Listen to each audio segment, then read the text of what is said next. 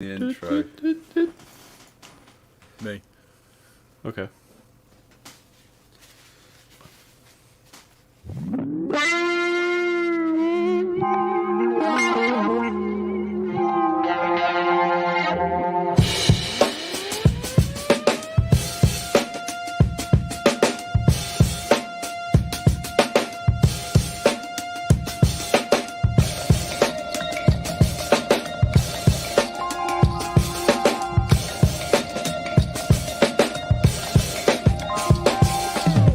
The Hop Edition podcast is brought to you in association with Brew Keg Tap, the number one choice for all your beer dispense and kegging needs, and specialists in the supply of Kegland brewing equipment to the UK market.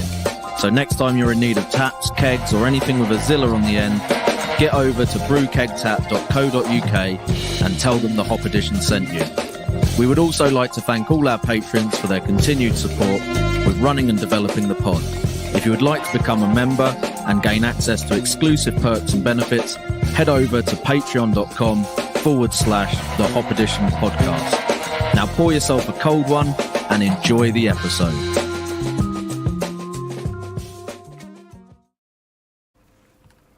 Wow, that was awesome, wasn't it?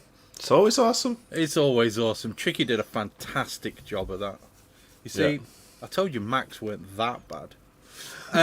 Anyway, welcome to episode 68, guys. This is the one where we are going to sit down and we're going to tell you all about the brewing books that we've got. We're going to tell you all about the brewing books that we recommend.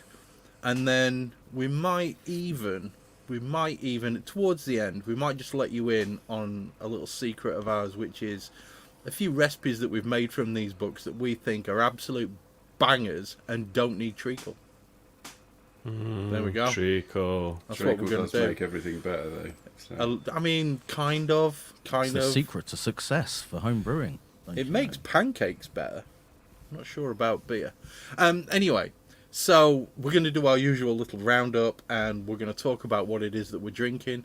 And given he's got his microphone muted and he isn't really paying that much attention, I'm going to give Owen the chance to go first.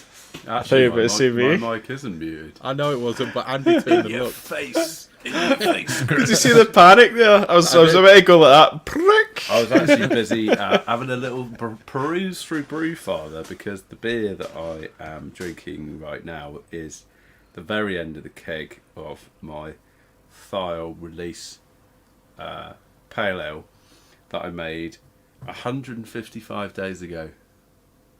So it's quite old, and I've actually been deliberately keeping hold of some beer in the keg because I wanted to review it for a YouTube video, which you can tell that's going well.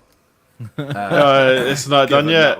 Given that was 150 days ago that I actually put it in the keg, but it's still tasting really good, still smelling super juicy.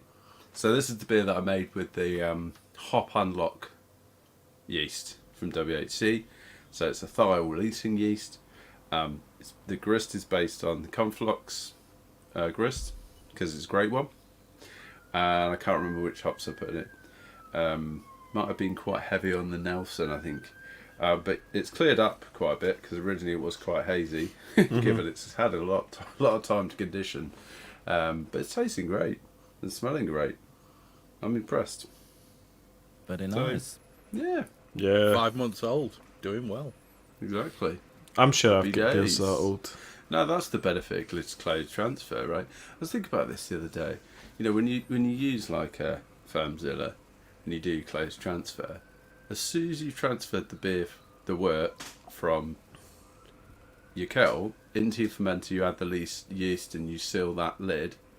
That is it. Your beer doesn't touch oxygen until it comes out the tap. And I think in terms of longevity, that's one Yeah, major it definitely benefit. helps. You I think know, it makes a there's massive not even a difference, for touch sure. of oxidation on that beer. No. Not- It depends. not even close. Depends on the style as well. Like some beers like really suit a good condition as well. Yeah. Like Right. anything German. Yeah, pretty much. Yeah. Anything and everything German. Yeah. Yeah. No, that's quality, man. Just talking about FermZillas and closed transfers. Thanks for the segue, Owen. That's all right, mate.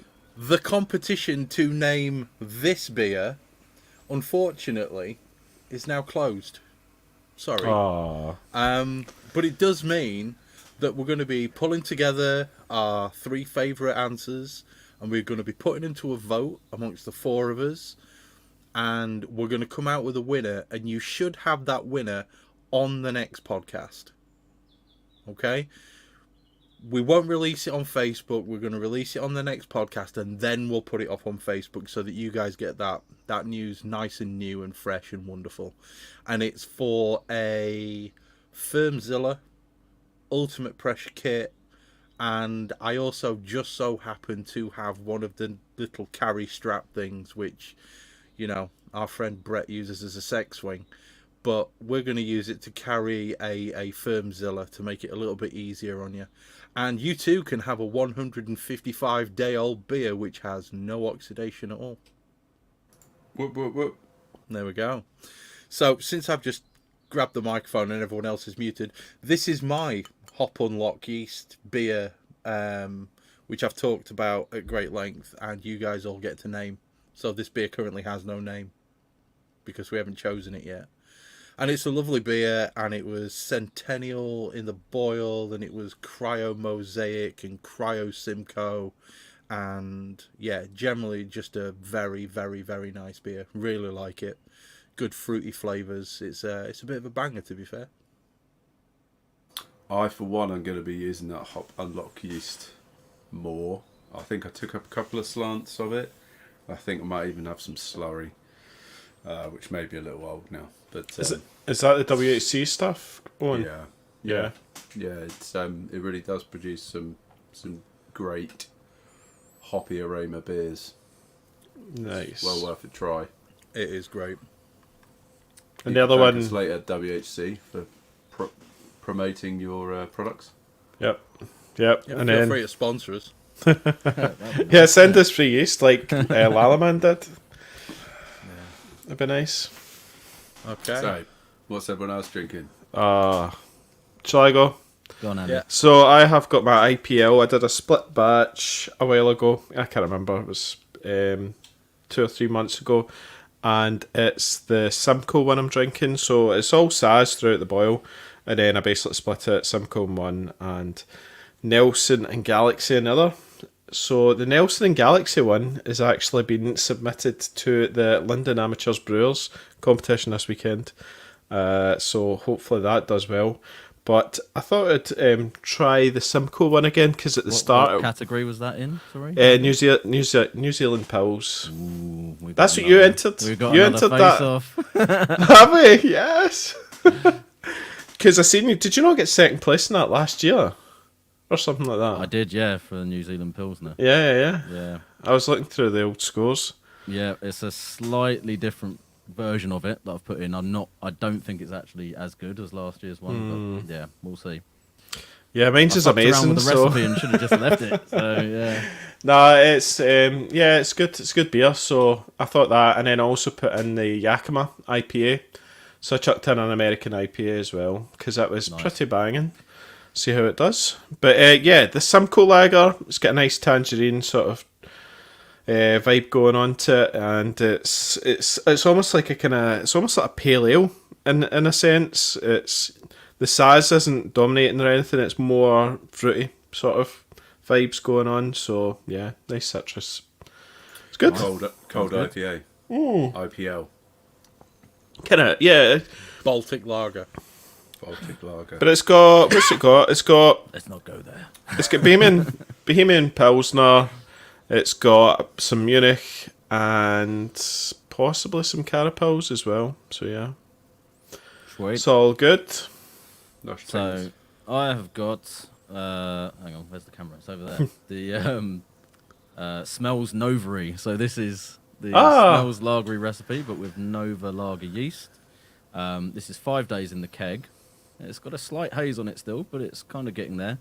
I'm not going to say too much about this because there is going to be some further content, both here on the pod, but also on the Dudes Brews channel about this. But I mean, 5 days in, it's starting to look pretty decent, and it's tasting pretty decent as well. I mean, it's not I certainly wouldn't say it's like up to quite the standard of the one with the sort of fully authentic lager yeast, but obviously that was, lagered for several months and whatnot. Yeah. So for 5 days in, it's pretty, it's pretty bloody good as far as being a convincing lager that tastes like it has been used to aged yeast for a lot longer than it obviously has at this point. So super clean, and yeah, I think it's gonna be really good once it's had a little bit more time. But I'm impressed so far anyway. So, but yeah, like I said, there'll be more to come on that, and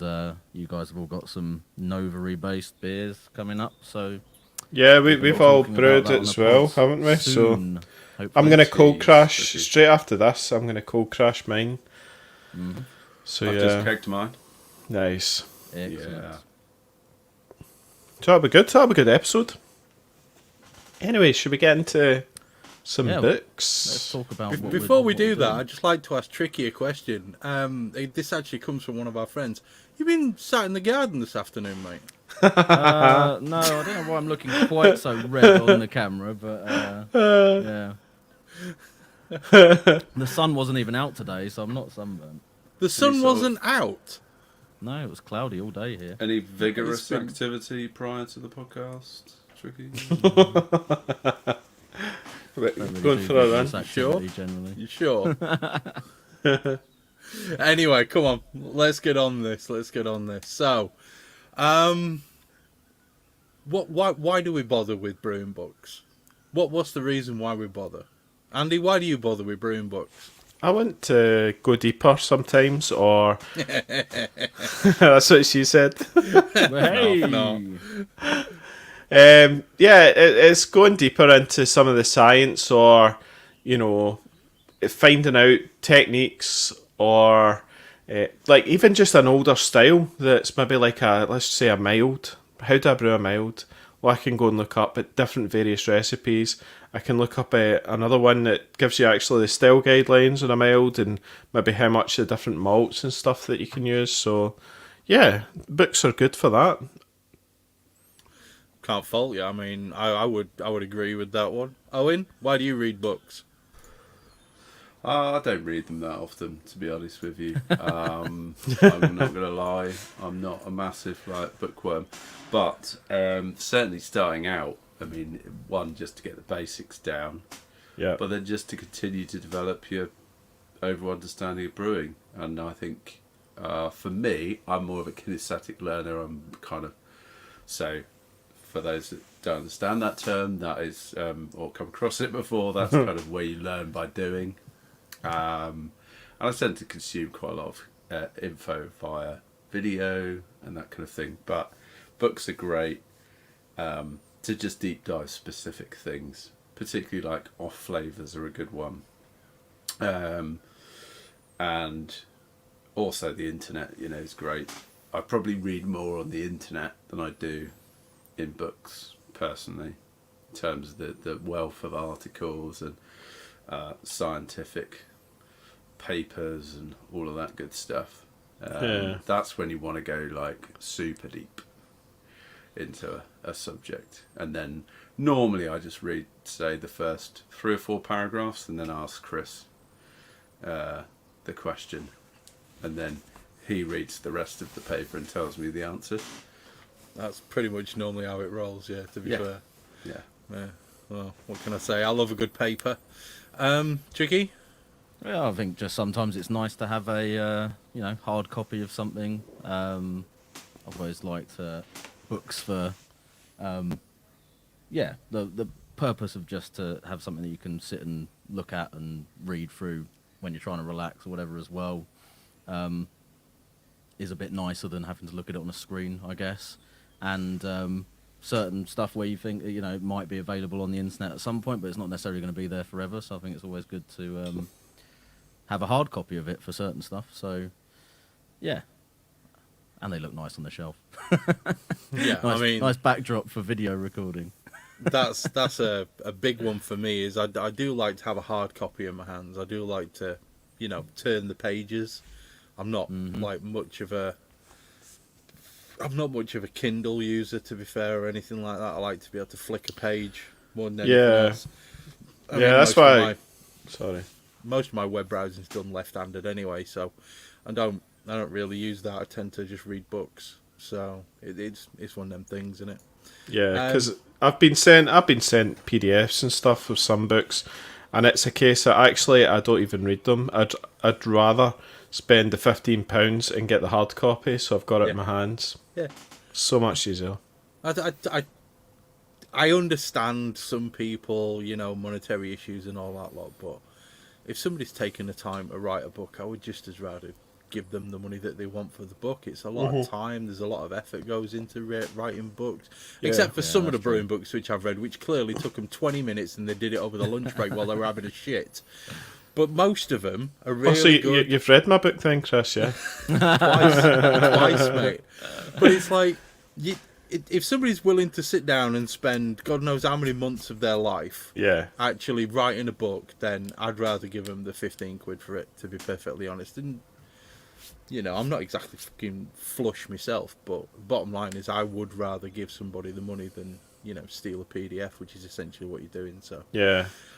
But it's also important for expanding knowledge. It's also important when you're beginning to give you a solid start, because it's easy to read certain forums and Facebook groups and stuff like that and think that you absolutely must have closed transfer when you start. You must be fermenting in this. You must be doing that. You've got to use this. 99% of it is just bollocks. Okay, you can still make great beer without doing closed transfers. Wort wants to be beer. It's as simple as that.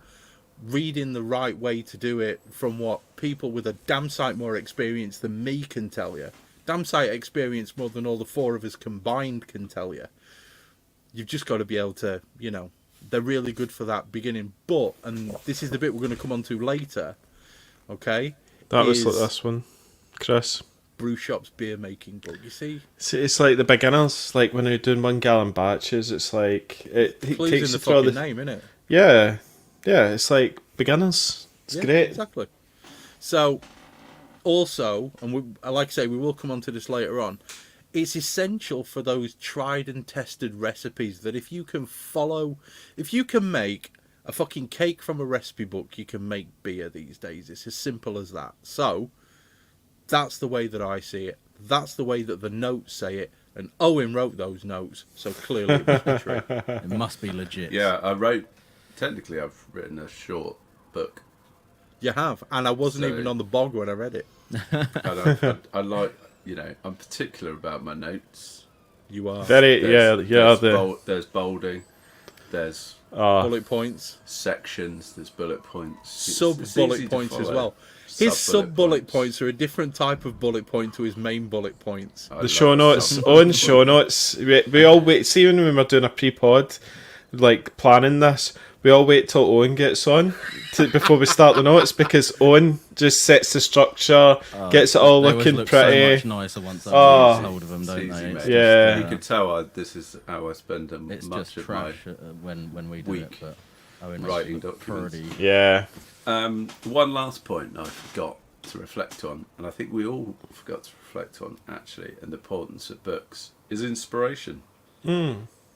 I actually draw a lot of inspiration, particularly more from the kind of recipe books, right? And most books, even if they are instructional or in some way technical, tend to have recipes in there. And I think it's just a great way of gaining some inspiration. If your kind of inspiration for brewing is dried up a little bit and you're not really sure what to brew, it's just to have a little flick and something will stir, I'm sure. And I really enjoy that aspect of it. No, that's Anyone good. Else get that vibe?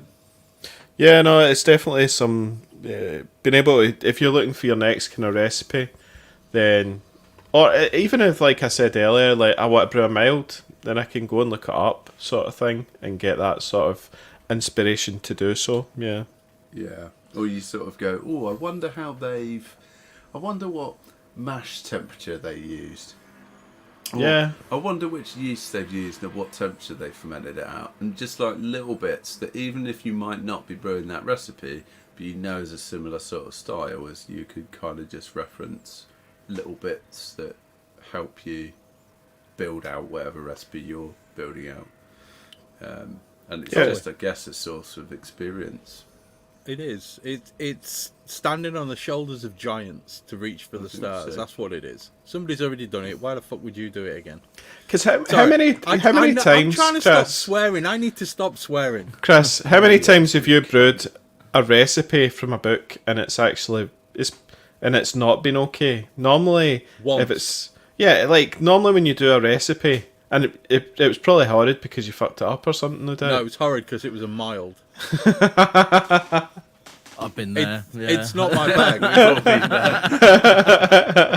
It's not my bag. It's really not, and it was horrific. However, That's so funny. from trying milds in pubs, I can tell you it was bang on style, Oh well, Tasted which is shite, shit. then. Yeah, watery, dark.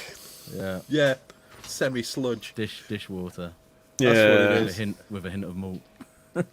Right then, a lot of this is just going to be lists and us talking Yeah. about those specific books, guys. So that's good. recommendations for books, because we've covered why you would get a book. Yeah. So let's go straight in. We've broken these down into 4 specific sections, okay? One for each of us, weirdly enough. We've got introduction and recipe books, okay? Now, come on, guys. You seem to have written a lot more of these notes than I spent most of it looking through DJ Barbecue's barbecue book. So, Yeah, we'll start off with the one that gets referenced probably on sort of Facebook groups and all the rest of it. Certainly in the UK more than any other. Andy's got the older version of it there, and there's also I've got the Old Testament. an updated Fire edition, and which looks brimstone. like this. Yeah, So this is Homebrew beer by what's his Greg name? Hughes, Greg. Yeah, Greg Hughes. This one is kind of like, it's known as the Bible in the UK on a lot in the of UK, forums and stuff, yeah. because there are other homebrew books, by the way, which either have the Bible in their name or other countries refer to as the Bible to avoid confusion. there's the on that Homebrew one, but Recipe Bible, isn't there? there There's is a one Homebrew literally Recipe called that. Bible, and a lot of, I think, American brewers would probably refer to John Palmer's book as Yeah. the Bible over this one. But anyway, so For the UK, yeah. for the UK, the reason this one is so popular is it does have Everything. quite an extensive section on sort of Everything. brewing basics. So, it's got information on the actual process and all the Yeah. rest of it, and ingredients and so on and so forth. But it's also got a really extensive recipe section with Good solid more than 100 recipes. recipes, according to this one. Yeah. Which are generally pretty reliable, and it kind of spans, I mean, nearly all the main sort of styles that you'd be interested in as far as craft beer, but also traditional styles as well, and all the rest of it. I think that's why it's so popular, sort of over here, certainly. But I think this would be, people outside of the UK, this would be a worthwhile one to pick up if you're looking for a sort of go-to reference for lots of different styles, for particularly if you're just starting out and you want to try different things out. And I think that's why, again, for UK homebrewers, it's done so well, because you can go in there and go, I want to try, how do I brew a porter, or how do I make a Czech Pils. Czech pills, and it's got The examples for Czech all of those Pilsner recipe kind of from core that is styles. fucking... Sorry, it's really legit. It's It's so legit. damn good. It's rather good, that one. It's spanking gorgeous. I have to say, I've got to put this one in here right now. I know we're supposed to be waiting till later, but this is one that I totally forgotten about. It's not in my list of 3. Well, The that's me. alt beer recipe out of that book. Oh yeah. Oh my good lord! It is beyond rather good. It's damn good.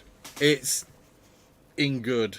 That's what it is. I think it's well worth getting both the old copy and the new copy as well, because the old copy tends to be more the traditional styles. Yeah. A little bit of craft kind of stuff in there, but then the newer one tends to start to lean more towards the newer.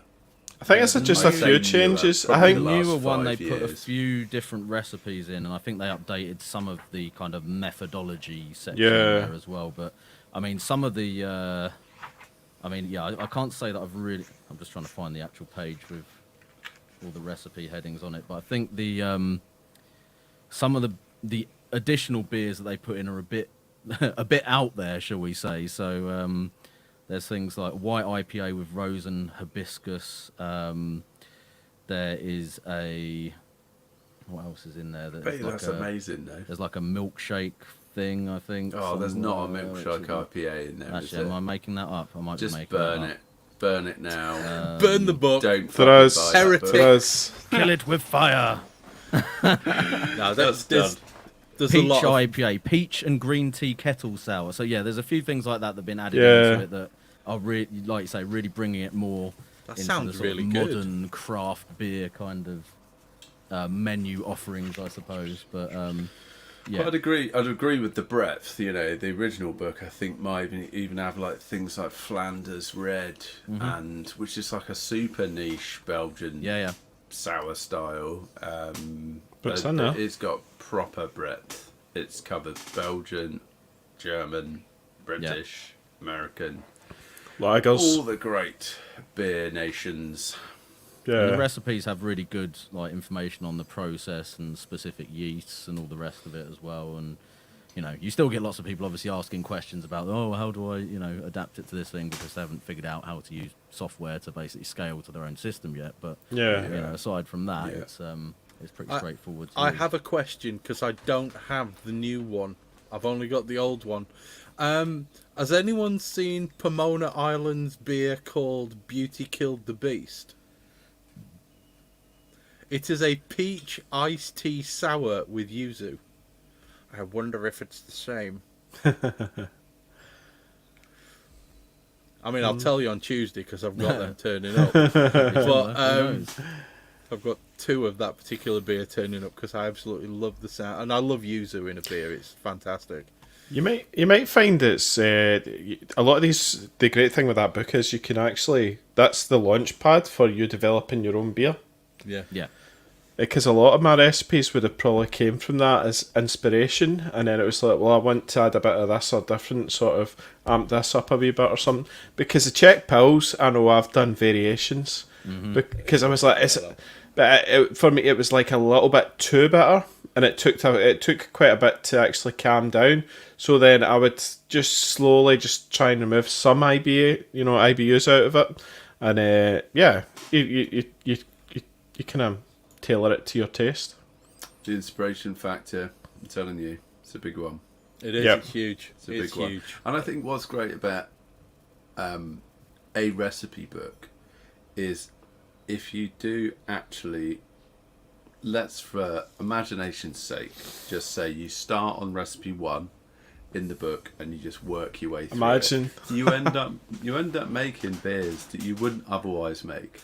Yeah. You think you might read and you just think, that doesn't really take my fancy, but you make it and then it's absolutely amazing. Oh, and that's what happened with this, wasn't it? The next one on the list, the Camera's Essential homebrewing book, and we during lockdown had Tricky. You set it up, and I think It started Brett's off the back kinda, of the what was it? The Altogether IPA. was the first one, and that was because that was specifically sort of a brew for lockdown that lots of breweries were doing. So I thought, oh, let's do a version of that for the home brewers as well. And then that went really well. So yeah, we started doing more of those live brew days, and this book was a great resource. We brewed for a that lot of them because, out of it. Again, obviously, particularly to the UK, it had lots of actual like UK craft brewery recipes direct from the breweries themselves. Obviously,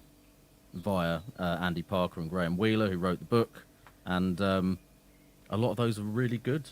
To be fair. Solid. Yeah. The spreadsheet. Not so good, mind. Spreadsheet Ninja was one again. that I wouldn't. See the mild. I ran it through the hand pull and I thought it was excellent. I really enjoyed it. It was actually a standout for me. But the Spreadsheet Ninja is something I wouldn't have brewed before. Like, I just wouldn't brew a dark lager, but it was bloody good. You know what I mean? I'd agree, Andy. Hang on. Georges Washington. Oh, Yes. Shout out to Graham. Graham sent us Hughes. that, and it was beautiful. Oh my good lord, that was. Yes.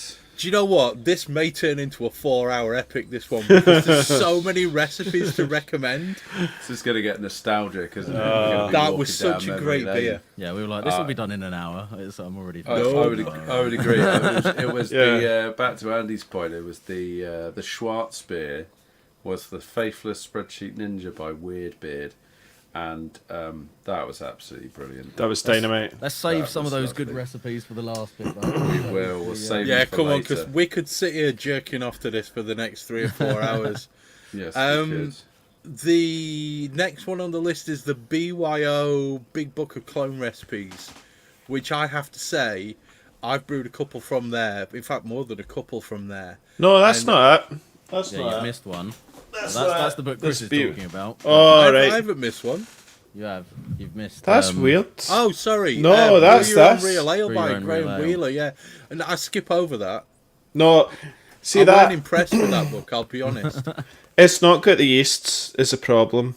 That's and my only complaint with that book. To be fair, it's, yeah, it's the only thing. But Well, I say that's my only complaint. My other complaint is that I feel like the hopping rates on them have, clearly not been sort of scaled to homebrew equivalent as far as utilization or the rest of it, because they are pretty weak.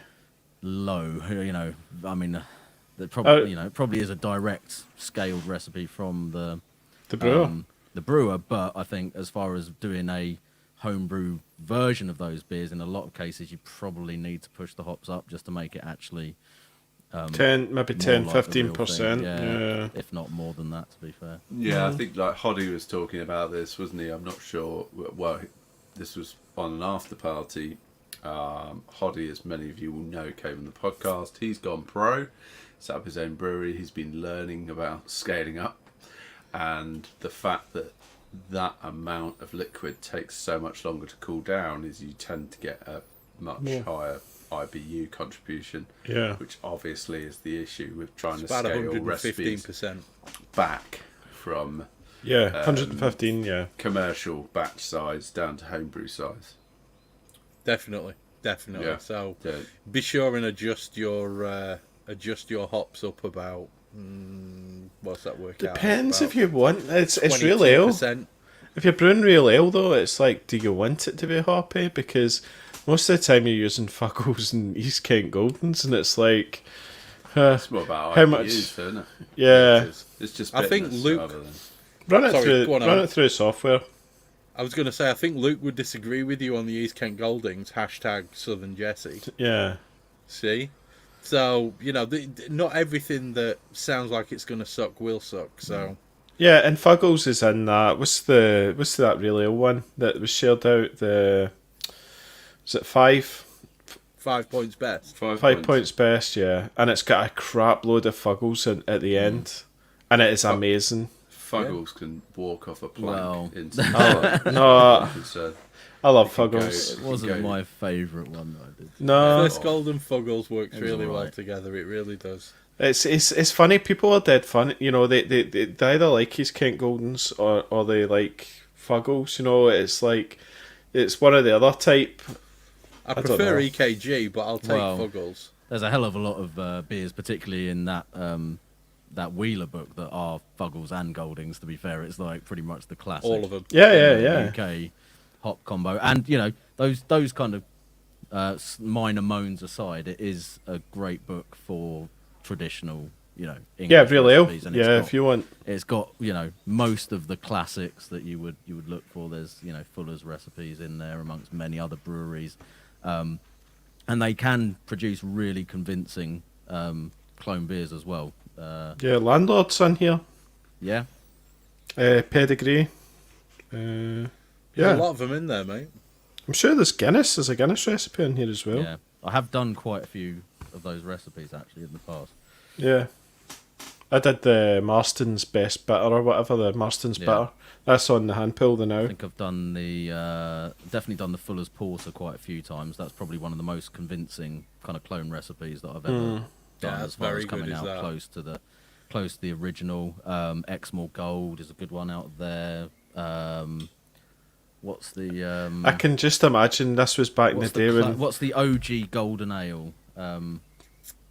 That's in there. this would have been when you were Summer Lightning's in there. Tricky. This is when you would have been brewing in those IKEA chests or whatever Yeah. it is, you know. Yeah, I was doing the In your your Yorkshire squares. little plastic Yorkshire squares, proper open fermentation. Your skank wrangling days. proper traditional brewing. Yeah, that was it. Really. That's the one. You must have got through a lot of cling film, Tricky. I did. I had one of those industrial catering size rolls. Of it. It was about 5,000 meters. 5,000 meters. Maybe not 5,000. Just arrived on the back of an Arctic. Yeah. The other one that's on there is obviously the one that Tricky showed up, the BYO Big Book of Clone Recipes, which is an absolute banger of a book. It's a good one, is that, because there's so many really good recipes in there that even if you don't like the hops, you can tweak the hops. You know, and this goes back to Owen's point about inspiration. Mm-hmm. You know, yes, they are technically supposed to be clone recipes. I don't know how many of them actually are from the breweries. I think there's a lot of them in here where it's like the magazine writers' interpretations of how to make those beers, not necessarily direct. I mean, some of them are, some of them aren't. But yeah, I think it's whereas like the brew your own real ale, I think is a lot of recipes which are kind of pretty much direct from the breweries, similar to this as well. I think the BYO book uses a mixture of kind of the authors who've just kind of developed clone something, yeah. A little bit of artistic license. You can see there's some variation for some of the recipes in that book, which are also in other books, which are quite different. So yeah, they're not necessarily coming from the same source material. But anyway, like you were saying, they're still great recipes.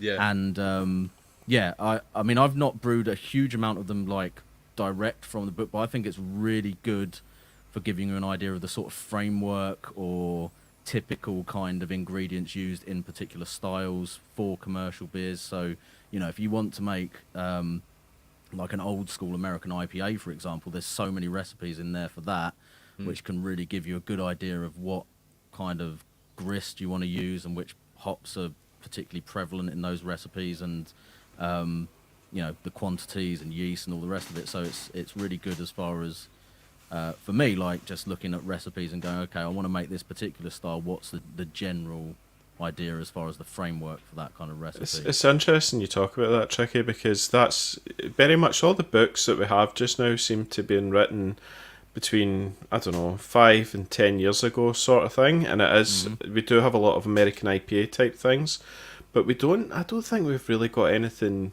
for the newer styles now, like New England IPAs, like different variants of that, or just hazy pales that with, you know, London Ale 3 yeasts and stuff. There's a gap, I would say, where how to brew a juicy banger or something, you know. How much treacle to use. What's this next book? Because I've never heard of this one. Ewan McGregor wrote it. It's called Craft Brew. It's Ewan Ferguson. Is it? I'm sorry. I always get Obi-Wan Kenobi. It wasn't Obi-Wan. Right. Obi-Wan. It was Darth. Yoke. Yeah, this is a book I've got. It's kind of similar to the Bible, really, in so many of these homebrew books. It has the shortest section at the beginning that kind of walks through the basics of brewing, really. And then predominantly it is recipes. You want to hold it up on? But there's there you go. Oh yeah, that one. Right, okay. Yeah, that's a good but there's a lot of it's probably sort of newer craft breweries. So you've got Brewdog, Brooklyn, McKellar, Anchor, Evil Twin, Beavertown, Colonel, Dark Star. There's a real like smorgasbord of beers in here. Quite a lot of American breweries as well, which is quite cool. There's a Pahala, which is an Estonian brewery. There's an Imperial Porter. There's a lot of very big beers in here. Tuol. I've got a porter recipe in here. I haven't brewed tons of the recipes, but of the ones that I've done, they've been pretty good.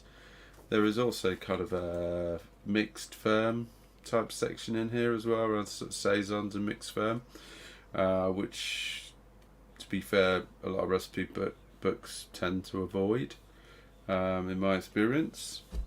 But yeah, it's a pretty decent book, that.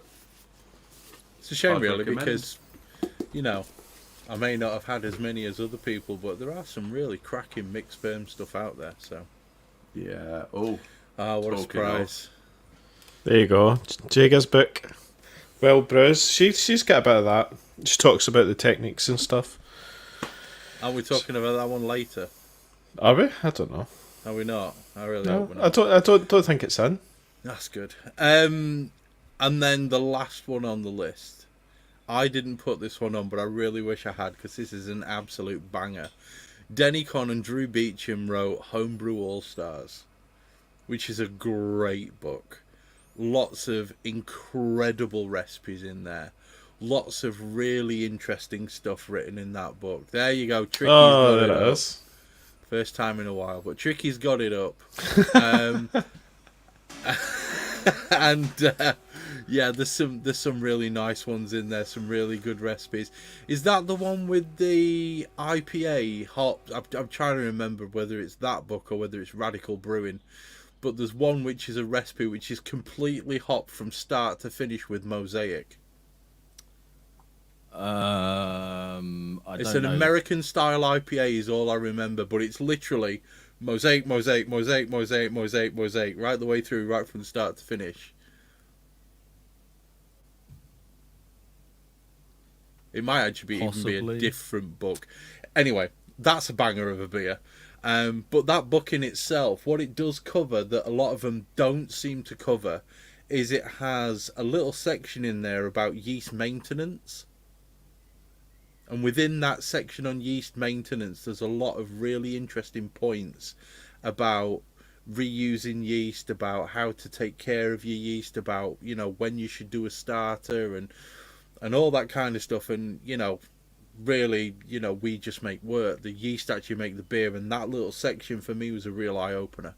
Yeah. So the kind of concept for that one is getting these sort of, you know, all-stars of the American homebrew sort of scene to put in a couple of recipes or whatever into the book, but then also talk a lot about process and technique and the things that they do to make those beers particularly, you know, good or whatever. So you've got people who are beer writers. There's people like Chris Colby, who also does some really good books as well.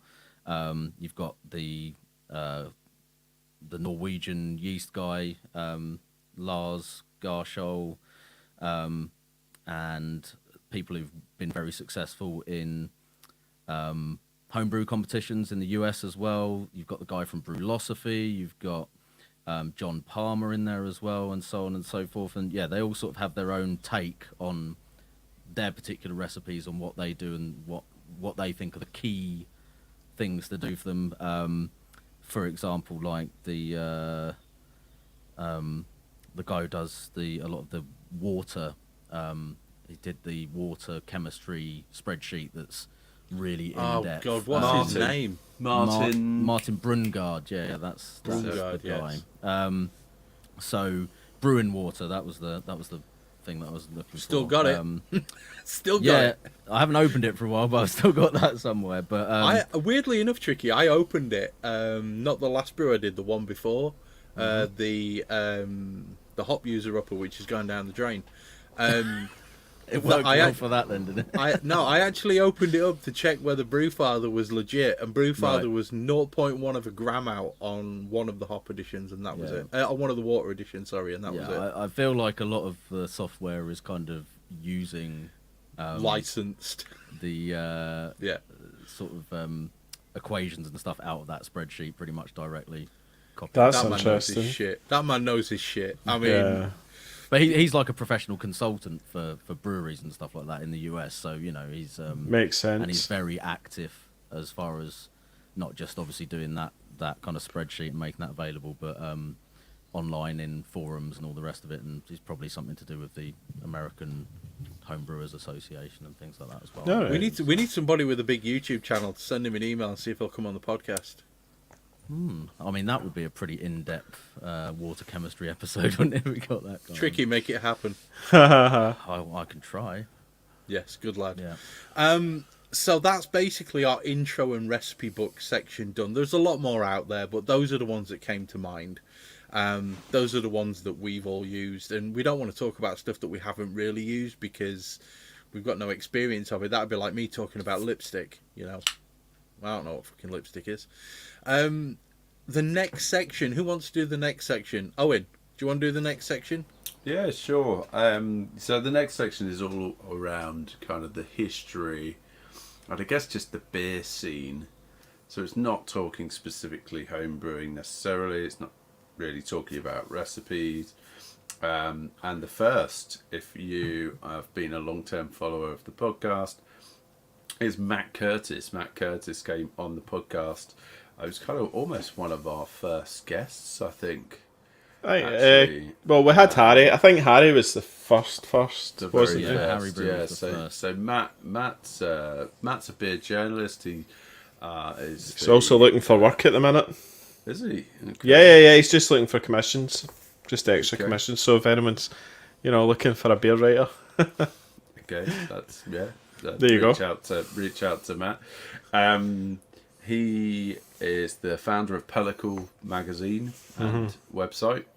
So if you've not checked that out, go check it out. But he wrote a book called Modern British Beer, and that's actually what he came on the podcast to promote and talk about, which is really just a walk through great modern British beer, and it talks a lot about different beers from different breweries that he loves and why he loves them. And he's a very eloquent writer.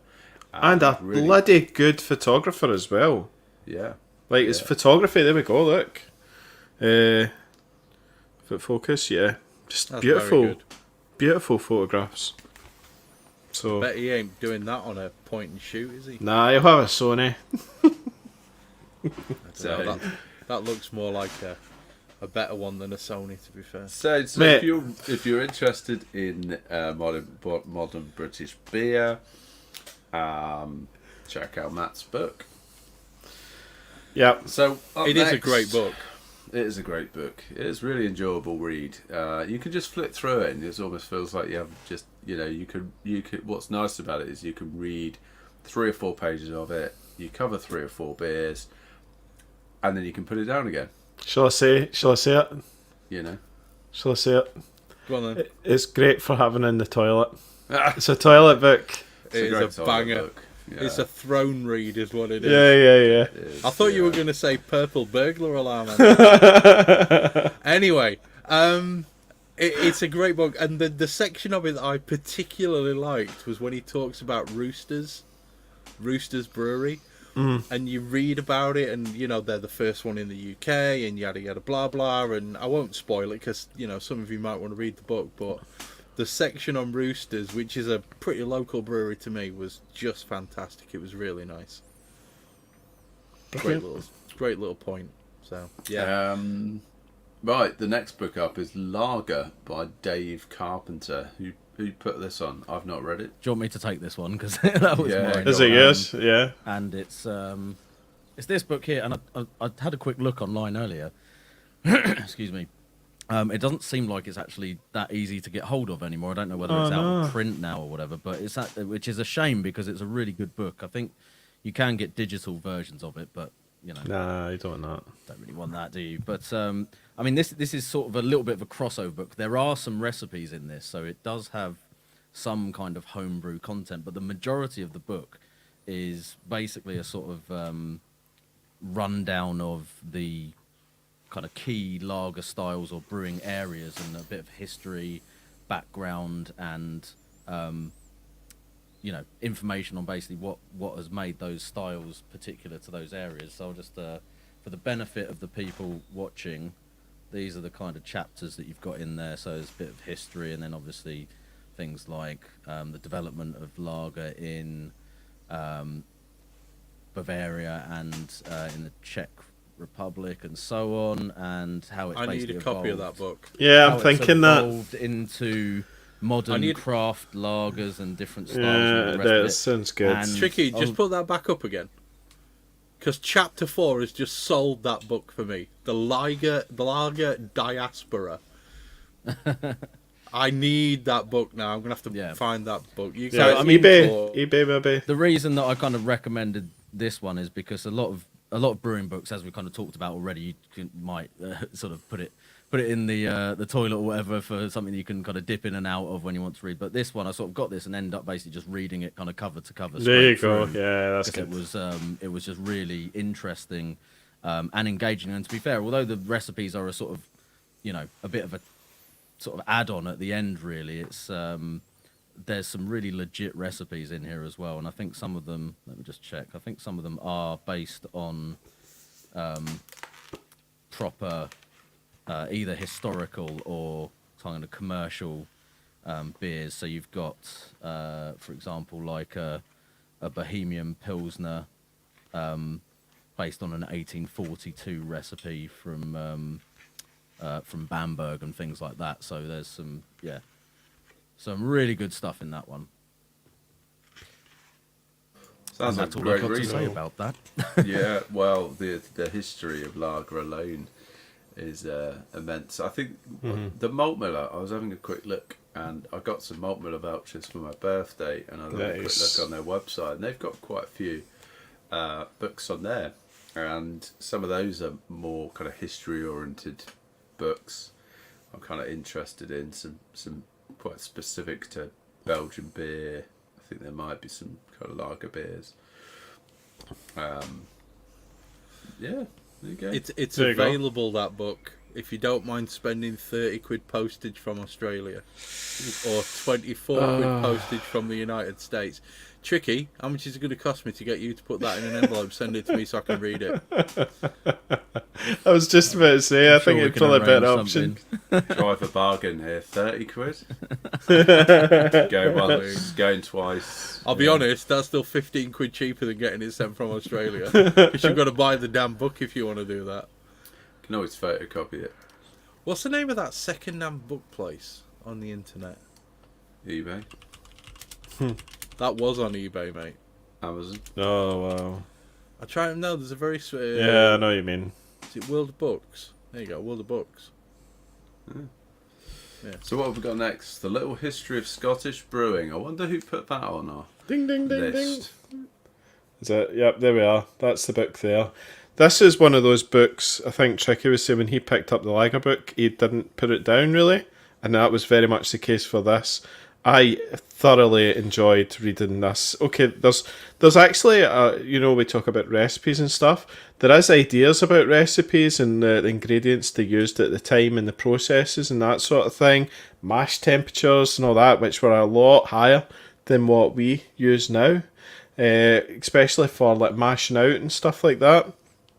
But even just like some of the ways, because the hand pull, you think the hand pull's been about forever, but there was other methods they had where they had water in Scotland anyway. It was like a water system that actually then created a vacuum that then pulled the beer out as well. And then the spare water then was used in the gents' urinals in the pub for that. It was these crazy, sort of systems that you'd never have known about. And just also about like just the history of all the different breweries in Glasgow or Edinburgh, where it was like the water over in Edinburgh was more suited because of the minerals it had in it. It was more like Burton because then it suited the kind of heavies and stuff like that where they were taking the wells from. And then Glasgow obviously having a lot softer water, so then that's when the whole rise of Tennant's Lager and all that sort of thing comes into it. But it was just really, really, really fascinating little book that was very well written, and yeah, I thoroughly enjoyed it. So if you're Scottish and you want to find out about your brewing history, then I would highly recommend grabbing that book. Can you only read it if you're Scottish? Yeah. You guys are not allowed. Well, it's not so much that, mate. It's got the in secrets. Foreign language. Yeah. It's For written those of you, phonetic Scottish. for those of Gaelic. you who are interested, there is one copy available on Amazon, which I've just bought. So there's no copies nice. available on Amazon. It's just cost me 43 quid for that. Oh, bloody hell, Chris. That is nuts. Ouchies. I need it. Right, I need to go find one cheaper, like that's a tenner, and then wind you up that I found a cheaper one. Yeah, probably will. Do Yeah. Oh, brilliant. Right, what have we got? Next one. We got another The comments are updating for me, Tricky. book from a guest that I has think been on on the YouTube. podcast. Sorry, I think on YouTube they're coming in, but they're not.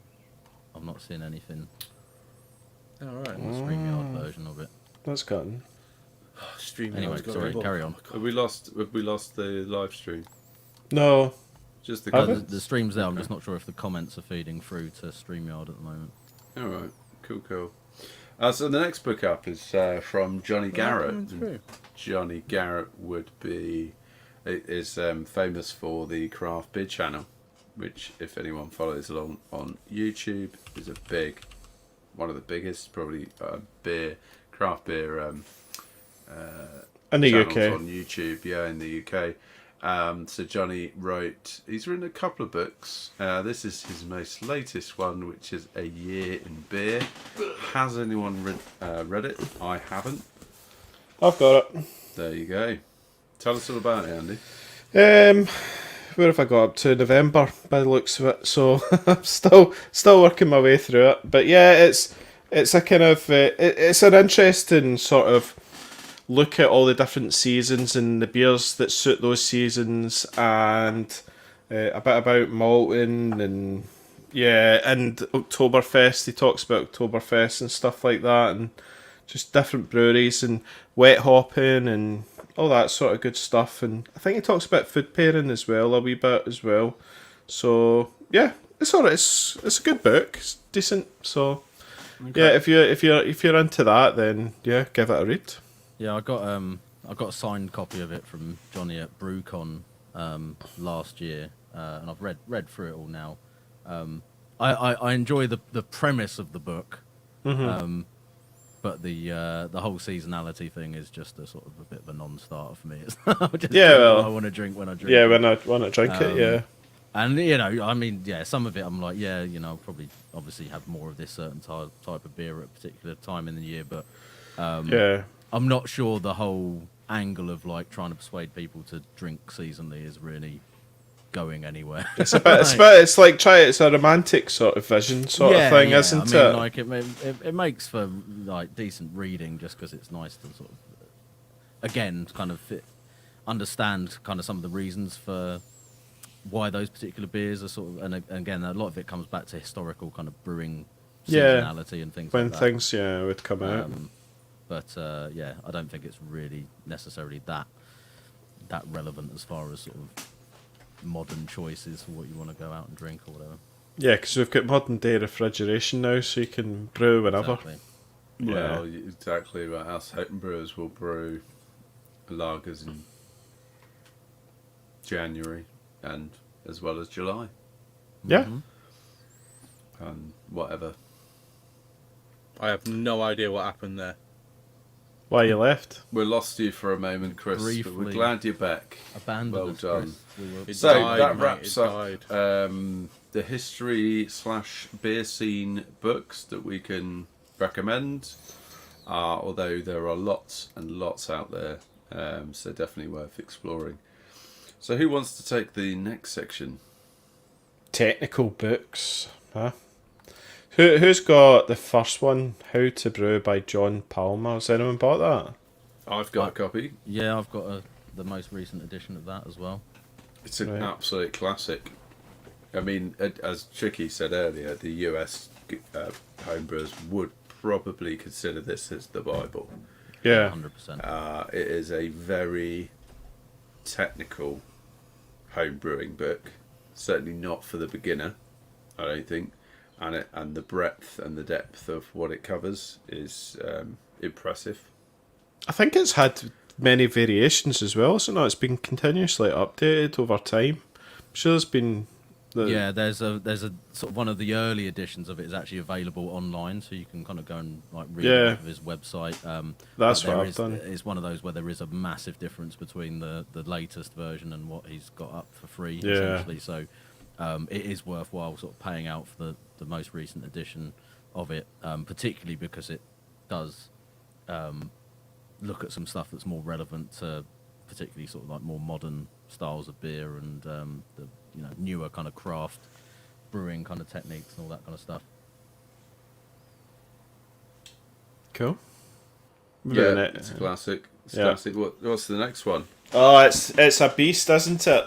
That's the new IPA. That's the modern classic. That is really? that. Yeah. See if Scott had put recipes in this, right? This would be ultimate, I think, because I would disagree with that. I don't think this needs recipes. I think it does. This is one step removed from a scientific journal. It is, and that's why it's in this category of technical brilliant. books. It is a total technical book that looks at different processes and the impact it's had on it. Yeah, so it's the only thing that you need to look at in this book to know the level of technicality, right, is all of the gumph and stuff that he talks about finishes on basically page 236 and then begins the references.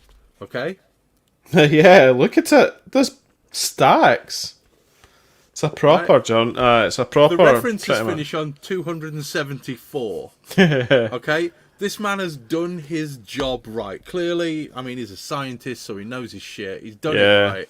This is an absolute banger of a book. If you want it's a to great read. understand, it is a very good read. However, if you want to understand hops just that little bit better, this is the book. This is the one that'll get you through it. Okay? And yeah, you are going to have to train your brain to read a different way to what you normally do, right? Not that one, Chris. This is fucking brilliant. Chris. For the love of That one's hops. good for hop varieties, isn't it? Really, I think the new IPA For the love of one is hops. for Yeah. how to actually This. use them. That's Yeah.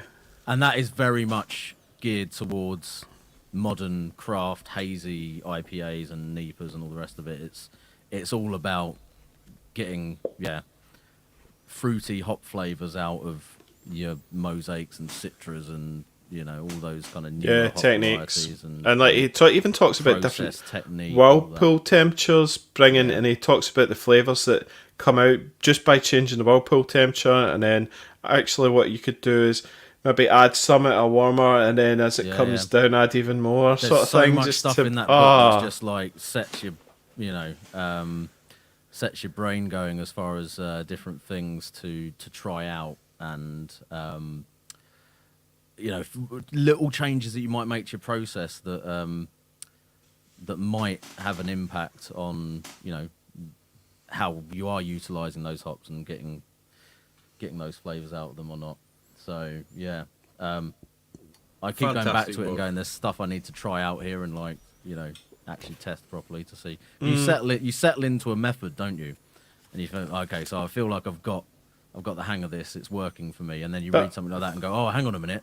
What if I change this whirlpool time and temperature and all the rest of it? And is that going to yield something better for me? There remember is a that- section on dry hop contact time.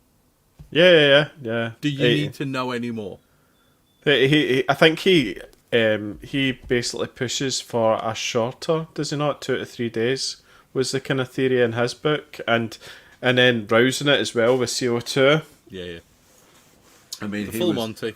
There's a lot on whirlpooling, which Yeah. is great. I think there's some real gold, like real nuggets in there. And I think he was also kind of almost came up with this kind of survivable compound kind of concept, right? I think he read a lot Certainly- of the research on survival. He either read up on There's it stuff and in it's there kind of Yeah. stayed preempting the kind of file stuff as well, I think, really, isn't Yeah. it? Yeah. Yeah, so there's a lot of cool concepts in there, certainly pertaining more to the very hoppy newer beer styles. If we haven't mentioned that already. It's a great book. It's well worth a read. I mean, even if you would, a lot of people would probably struggle to read it. It is written in a very scientific way. It is very technical heavy, but it is a great book. I loved it. If you can get used to that particular style of writing within the first couple of chapters, really, it's very much like a Tolkien book. You know it's going to be a good story. You know it's going to be all right. But Jesus Christ, it can be like wading through treacle at times. But it's a good book. I think I read this book cover to cover in about 4 days. Yeah. It's a banger. I remember. I think I was in the Lake District when I read it, actually. Yep. Took it on holiday, read it. Brilliant. Great anecdote. Thanks, Andy. Yep. No worries. I'll always place think to of the read Lake books. District now I read that. He was on the shores of Lake Windermere. Just he could hear the laps, the laps of the lake. That's why he kept getting up to have a sunned piss. himself on a stony beach, And the screaming kids. reading Scott Young. You didn't throw him far enough into Windermere, then, did you? No, it's a great book. The next one, Yeah, talking Is- of technical, very heavy information-wise. Oh, that was that other one. talking of wading through treacle, That is. the Brewing Essentials series, Yeah, beginning fucking with- hell. beginning with yeast, moving through water, stepping into the wonderful world of malt, and then ending with For the Love of Hops. There we go. There A we are. great Oh, you've got the series full of set. books. I've got a full set, Yeah. yeah, full bifter. Read them all. I think I've got them all apart from the malt one because I just gave up at that point. Yeah, The but other yeah, three beat me into submission.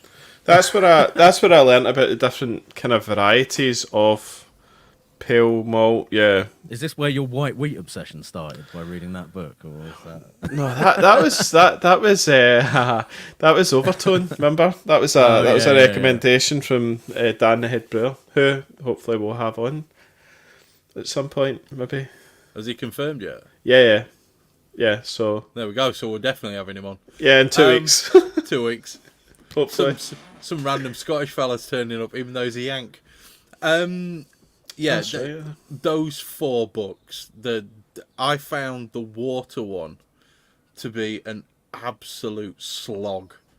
But it was so like No, don't even try and dress this no, one but up, at the Andy. time I didn't understand water, right? And what I came away from that was I still You don't know, understand water. I do. No, I got it. And I got it in the end, but it was just like you could have. I did a video. I remember I did a video on YouTube when I first started kind of YouTubing because I'd read through this and I just basically went, "This is actually what you need to know because you don't need to know everything that goes into this book, right?" It was like, these are the things that you want to hit. These are the ingredients that you're gonna need. That is not And- a book to try and read cover to cover at all. That's not going to happen. To be fair, But if you've there are some nuggets of really useful information in there for sure. If you've written an entire book that is like 200 to 300 pages just about water, it's gonna get pretty technical. It's gonna get pretty dry. It's gonna, yeah. Oh, pun of the day. Yes. He's been planning that one. Oh, He's sorry. been planning that one. I need another beer. Yep.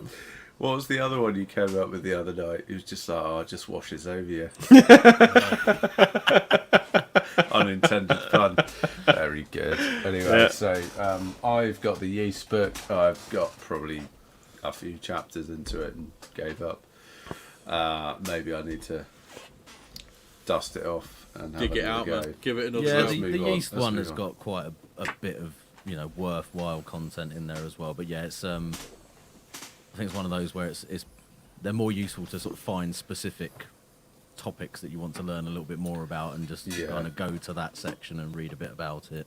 Reference books. There's a few little bits in that water book where there is some kind of like suggested like water profiles and things like that and ways to approach different beers. And I think one of the things that I did take away from that book was try to do like a really simple water profile for lager where you can just literally, if you're starting with RO, you could literally just put a little bit of calcium chloride or gypsum into it and just that, and go super simple with your water additions. And although the book overall is very complex and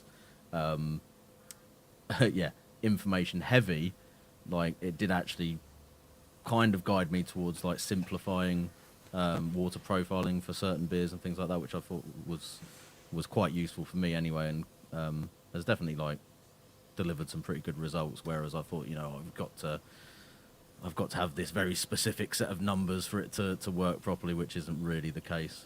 So yeah, but they are. Can I just give a shout out to our stumpy little friend, Brett Harmon? Oh, you got the Harveys, nice. Nice. And I thought I'd better put it in a Harvey's glass. Oh, he's got a Harvey's glass.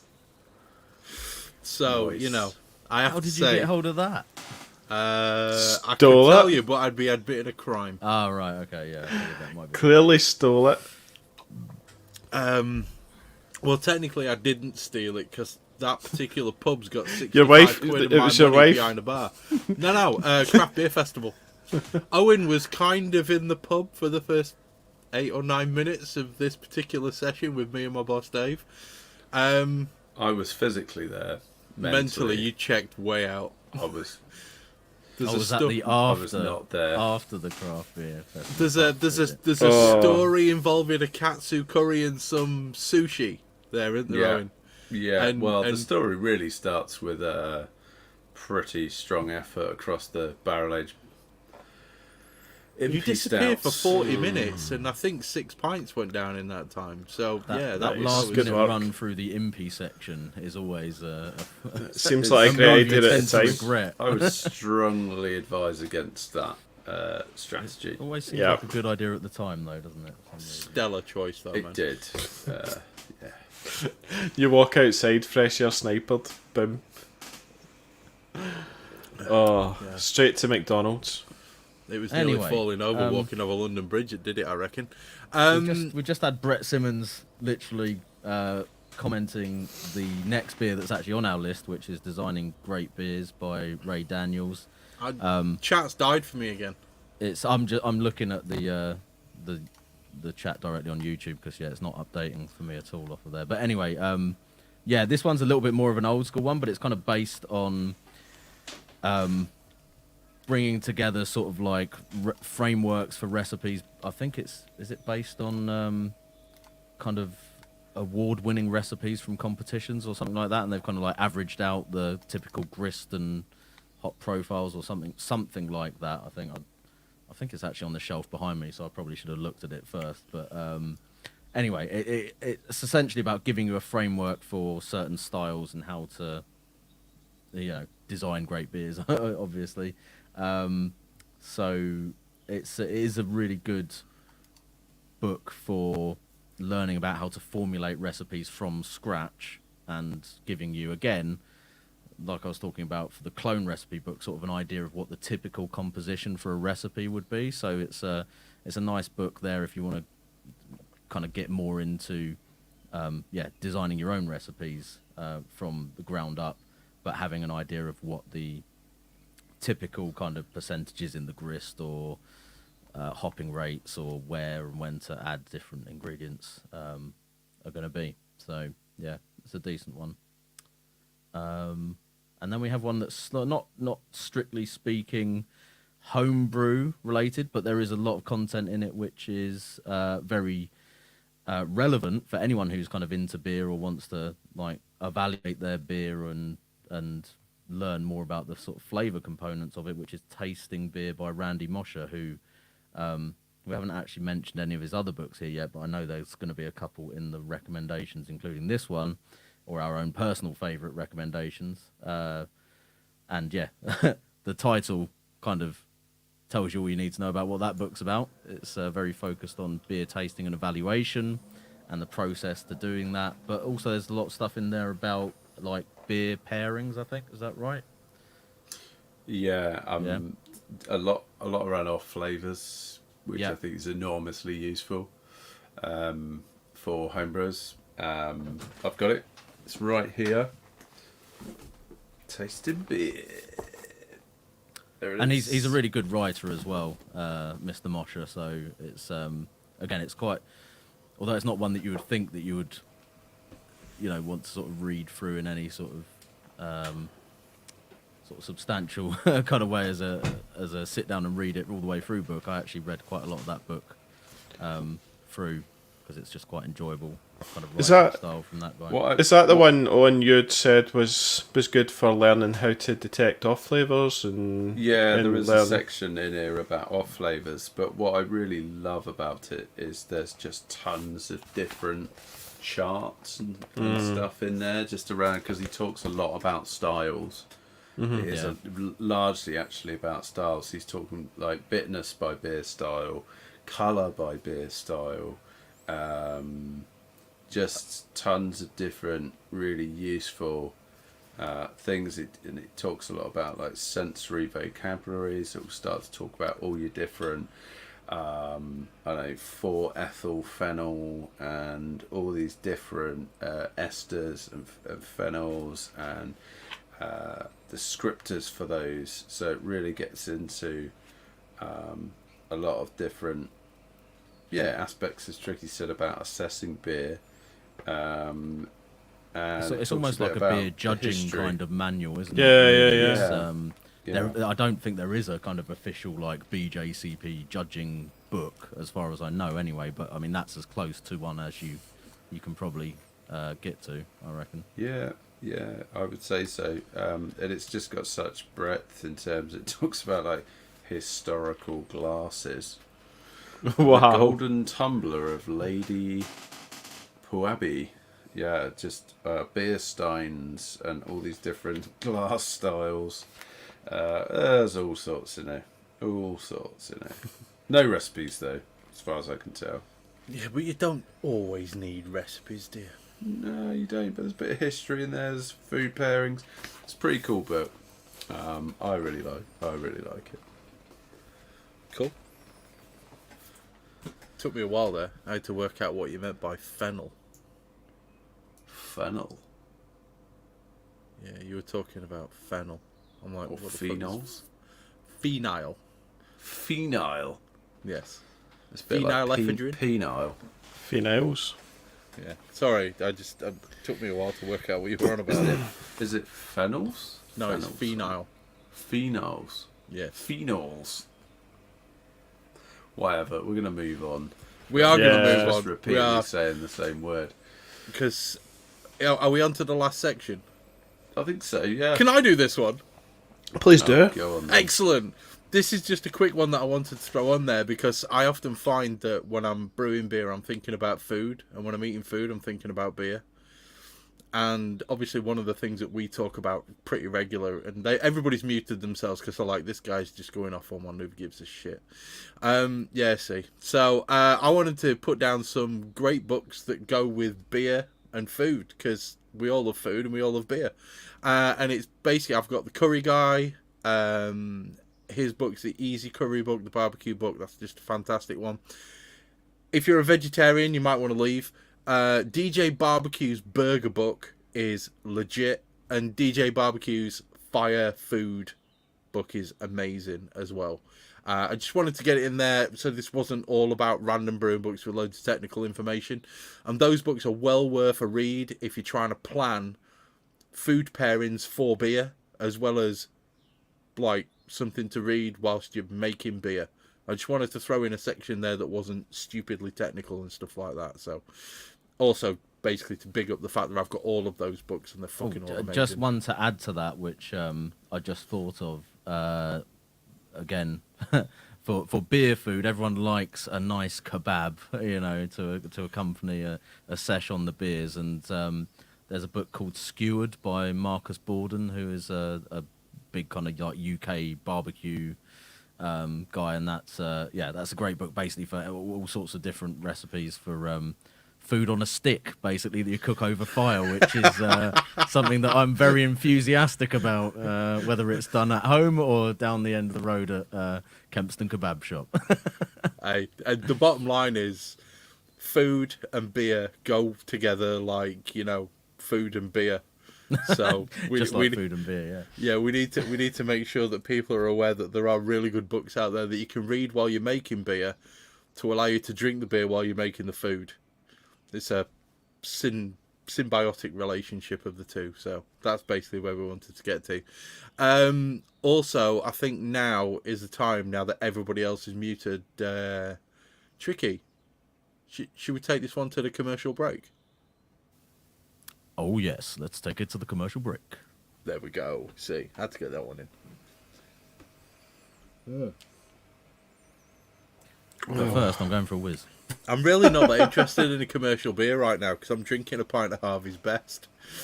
Well, that's it. That's the thing. I've went and picked up. Was it Big Banana? They sent me a beer, so I'm just gonna have a beer meal. You're just gonna have a beer meal. Yeah. Yeah. Why That's what not? it's all about. Winner. What are you Winner, drinking? winner. What's on your Chicken. commercial palate today, Owen? Oh, something special. Okay, before you I'm start still- talking about it, based upon your just statement there, guess what I had for my tea tonight? Ribs. No, Pizza. no, Burgers. no. Gochujang chicken. Chicken. I had, what do you call it? Rotisserie chicken cooked Oh. on the Kamado, Yeah. smoked with just a small amount of cherry wood, right? And the wife, whilst I was out picking up the kids' new gis for jiu-jitsu tomorrow night, Yeah. she basted it with chimichurri. Oof. Fuck yeah. Oh my god! Was it good, And the- Chris? There's nothing left, and it was a 2.5 kilo chicken. Right? Nice. I made. I found this recipe for Greek yogurt flatbreads. So literally, it's Greek yogurt, bit of salt, and some self-raising flour, and you make flatbreads. Yeah. We had that with toasted corn and a homemade coleslaw, which had apple, onion, carrot, cabbage, Dijon mustard, yogurt, mayonnaise, salt and pepper, and a little bit of lime juice in it. As you can tell, I am fat. I'm impressed that like chickens haven't gone extinct, considering how effing Consumption. tasty they are. You know, I It's like- had spatch. I had a spatch cooked chicken as well in the Kamado tonight. They're fantastic. Oh, They're so good. They're so good. I mean, if you don't have a rotisserie, then you're missing out. But Well, I spatchcocking, Yeah. spatchcocking's about as close as you're gonna get. yeah. It took an hour and 40 minutes to cook this 2.5 kilo chicken at 180 degrees on the rotis. What did And you? What temp did you take it up to? It was I think the highest it got was 70. about, No. oh, the chicken. Chicken. Yeah. 78 or 81. what? 81. Oh, you got to 81. Right. Okay. Yeah. We always like to take ours a little bit higher. And see your pit temp. Did you go 190 or what? Or? No. The highest it got was 191. I was cooking it about 178. Right. Okay. Yeah. Just because I wasn't there and I set the vents, it Uh-huh. settled at 178, and I'm like, right, let's drive. That's to fine. Leeds. Yeah. It'll be fine. Yeah. But my God, man, the flavour was phenomenal. Oh, it What? is, isn't it? Like, it's probably, I think chicken in the Kamado is probably your best bang for buck sort of thing. Yeah. You know, it is. Oh, And I don't care what anyone says, beer can chicken is not the right way to do it. I don't give a shit. I don't give a shit what you shove up the chicken's ass. Rotisserie chicken is far superior in every way, shape or form. Yeah, I'd agree. It just keeps those juices inside because it's like- constantly rotating. It's just right? rolling. It's like one of them, what they call the honey twister things, Yeah. where it just can't quite fall off. Perfect. I got one of those beer can things. It's sort of, Lidl had the barbecue stuff going, and it's like a circular base with the stainless tube, and you just put some beer in it off the tap, and then chicken on, and then just baste it all up and get your. Just don't waste beer. Just put water in it. It'll have the same effect. Yeah, well, I've got beer and tap, so Just plenty drink of beer, it. Put some water in it. The beer's not really going to flavour it. Nah. To be honest. Yeah, not unless you use like an impy stout or something. Then you might get some flavour out of it. But yeah. So commercial break. I've got something special, as I mentioned. Now Tricky's back. Riding the burnt meal train. I have busted open one of the big bottles. The big hello. sharing bottles. Hello. Although I'm not sharing. It's 750ml bottle. This God. is a mixed fermented saison aged for 2 years in Sangiovese barrels, which was their first release from their barrel aging program. So this is a sour saison mixed fermentation. So I'm guessing lactic, some Brett in there. It's a complex kind of sour beer, but it's absolutely beautiful. So I suspect, having been aged in wine barrels, it's going to add an element of character to it as well. But what I get on the nose is obviously a citric lactic vibe, but also like freshly sliced nectarine, almost like a peach stone. Like if you sort of were to smell or kind of taste a peach stone, it's kind of still fleshy, but you're still getting a little bit of that kind of stone vibe, and you're getting some of the oak that's coming through, a little bit of leather from the kind of Brett, some orange aromas, and like a real nice honeyed malt vibe. It's beautiful. In terms of appearance, it's hazy. It's kind of like a very light orange colour. There's absolutely no head, as you would expect from a beer like this. On the taste, obviously getting that sour up front, it just rolls right the way through.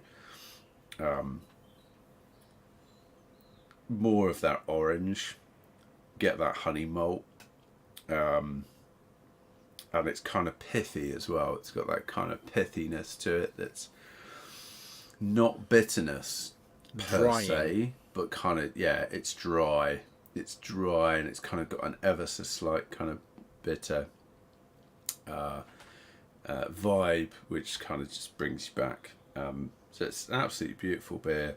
It's just one of 4 bottles I bought like this. I think this was the lowest ABV at 5.8%.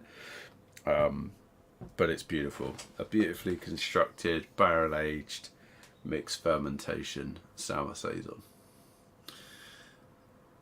Sounds amazing and tricky. When you're doing the edit, can you find some sort of sexy slow music and just play it in the background whilst Owen was doing that review? Because I don't know about anybody else, but I've got a hard on. I'll see what I can do. Not even semi. Just I bet she forgets. a full hard on. Yeah, he's full on pitch. I mean, and dude, text you for that. just fucking Nice. nailed that review, man. You need to do voiceovers for porn movies. I mean, it's a great beer, and it deserves some kudos. So I hope I did it justice. You did, man. That was So I guess amazing. for Brett asking, do I need to get on those, Owen? The answer would be a resounding yes. You need to unmute yourself, boy. Yes, you do, Brett. Yes, you do. Because Brett, for one, I know that you're going to enjoy that beer. But if you're lucky, I might bring one down when I come to see you Something by hot next chocolate. month. Mate, you absolutely smashed. I don't even want to do a review now because I'm just gonna feel shit at the Just side hold of the beer yours. up and go, yeah, good, and we'll move on. Yeah. We can't top that now, can we? Just do it, Beer, Andy. it's fizzy, it's wet. Great, move on. Yeah. Smells lagery. Tastes lagery. Next. Done. Looks lagery. Yeah. I think it's a lager. Looks, smells, and tastes lagery. If it quacks. Oh, that's so good. All right, shall I go? I've got Big Bananas Belgian Dubel, 6.8%. He's put it in a fancy, one of those QR code things. So I could actually read it, but I'm not going to look at the recipe. I'm just going to go in blind, and it's got this kind of peppery sort of. There's a peppery and caramel aroma that's coming off. It's that kind of nice sweet caramel. It's still got a bit of haze on it. but it's that kind of caramelly. It's like kind of darker. See if we can see it, and it's also quite it's really, really fizzy, like high levels of carbonation. I don't know if that is on point for a Belgian Dubel or not, but yeah, it's quite carbonated. But on the taste, I'm getting like banana phenolics and that real kind of bittersweet and kind of caramel toffee thing, that you get. That's it's a nice beer, but I would hate to have 5 gallons of that in a keg because I would struggle to drink it all. It's one of those beers that it's nice to have one of, but geez, it would probably last about 12 months or 2 years probably in my house sort of thing to chew your way through it. So, no, cheers for saying it. I think it's a beer style that's most Belgian beer styles I think are actually better bottled and bottle conditioned. Yeah. You get slightly finer carbonation on it, I think. Yeah. And additionally, then you can kind of put them away. Yeah. And They're then almost it's kind all of an suited occasional... to aging for at least a reasonable amount of time anyway, aren't they? So. I don't really see, but I've done some Belgian styles, but I've never done like a Belgian double or a triple. It's not my favourite style for Belgian beers, to be honest. I doubt that I would ever brew it personally myself, but even the other variations on Belgian beers, I'm definitely agree with you, Owen. I think if I'm going to do them, it would be into a keg just for the process of bottling it like immediately afterwards rather than having it on tap, because strength-wise as well, generally they're not really something that you want to be drinking by the pint either, so. No, I've actually the 8% plus territory. I think there's an element that puts me off in so much as I know that they're incredibly hard to make well as well.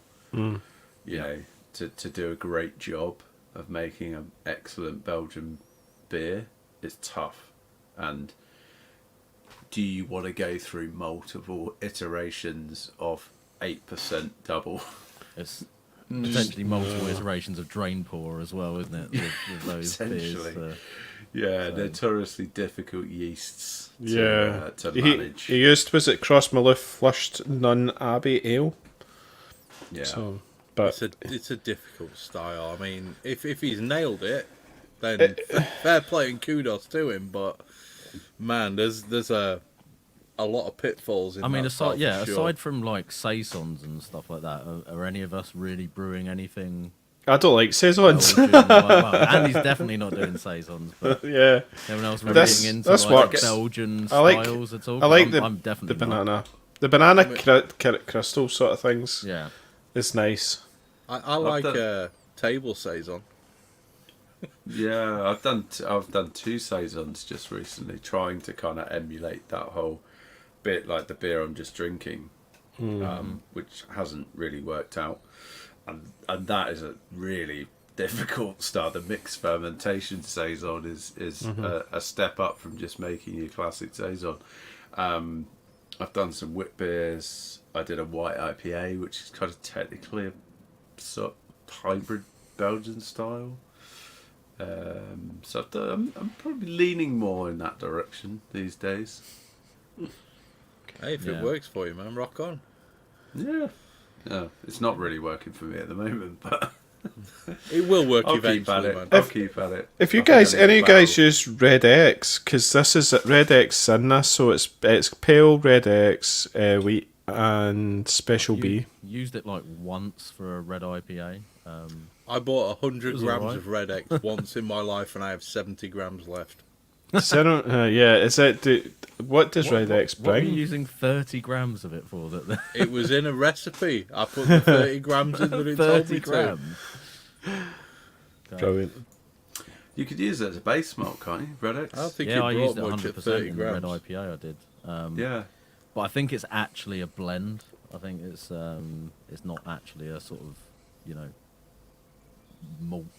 single malt variety, or I think it's actually a mixture of obviously a base malt and then some other like Munich and maybe some melanoidin or something like that for the extra colour. possibly. I might be talking absolute shit there, but I've got a feeling that it's actually a blend rather than. Right, someone fact check tricky. Yeah, somebody come at me in the comments and tell me that I'm talking bollocks.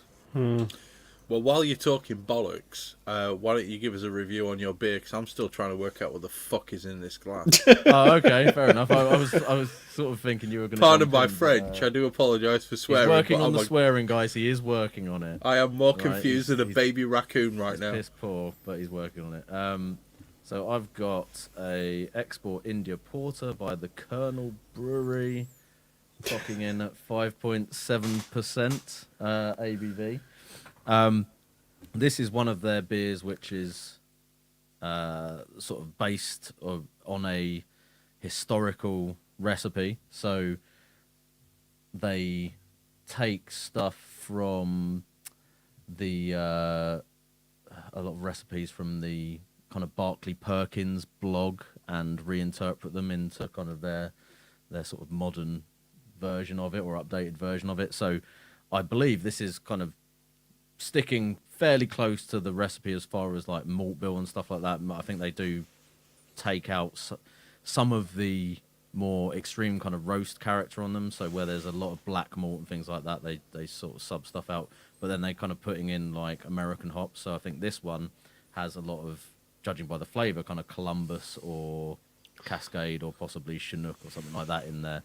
But I mean, like it's got a super thick kind of luscious kind of foamy top on it, which isn't going away at all. But it's bottle conditioned, isn't it? Yeah, it's bottle conditioned. Yeah. Which pretty much all their beers are, I think. Yeah. And smells just really rich coffee, roast, chocolate, lots of nice dark malt character in there. And then flavour-wise, it's definitely got that old school. I imagine there's probably a lot of brown malt in this, so it's got that old school kind of like really intense kind of coffee flavour from that, but just a lot of depth to the dark malt flavours. But then there's also a fairly potent kind of bitterness to it and quite a resiny kind of American hop character coming through, which in a lot of like dark beers I often find that quite off-putting, to be honest, because it can clash with the like roast character. I find sometimes if you have a really roasty kind of character to a beer, and amber malt that brings the coffee. Could be amber malt. I think you can kind of use that and or brown malt potentially in these sorts of recipes. There's probably if you can find the original recipe that it's based on, you could probably see pretty much what they're looking at. Because I thought brown malt was more chocolatey, so you use your brown malt in a porter, and then you get more chocolate, and then amber brings coffee vibes. I think it can kind of be and between then those barley's sort of flavours, sort of coffee, chocolate kind of thing, depending on how it's used. But it may well have amber. I don't have the exact, sort of like grain bill. Yeah. I always find that brown malt gives me that kind of chocolate. Mm-hmm. There's a drink specifically that you can get from Starbucks. Far be it from me to fucking promote that shithole, but they do it's a coffee, but it's got loads and loads and loads of chocolate in it. I want to say mocha, but I'm probably wrong. But I always get that kind of flavour from brown malt, which is why when I do a brown ale, I tend not to use very much of it because I don't really want that in a brown ale. I use a little bit, but I don't use loads. I tend to use a lot of amber because I prefer the coffee side of it to the chocolate side of it. Yeah. But yeah, it's a weird malt. It's a weird malt. Yep.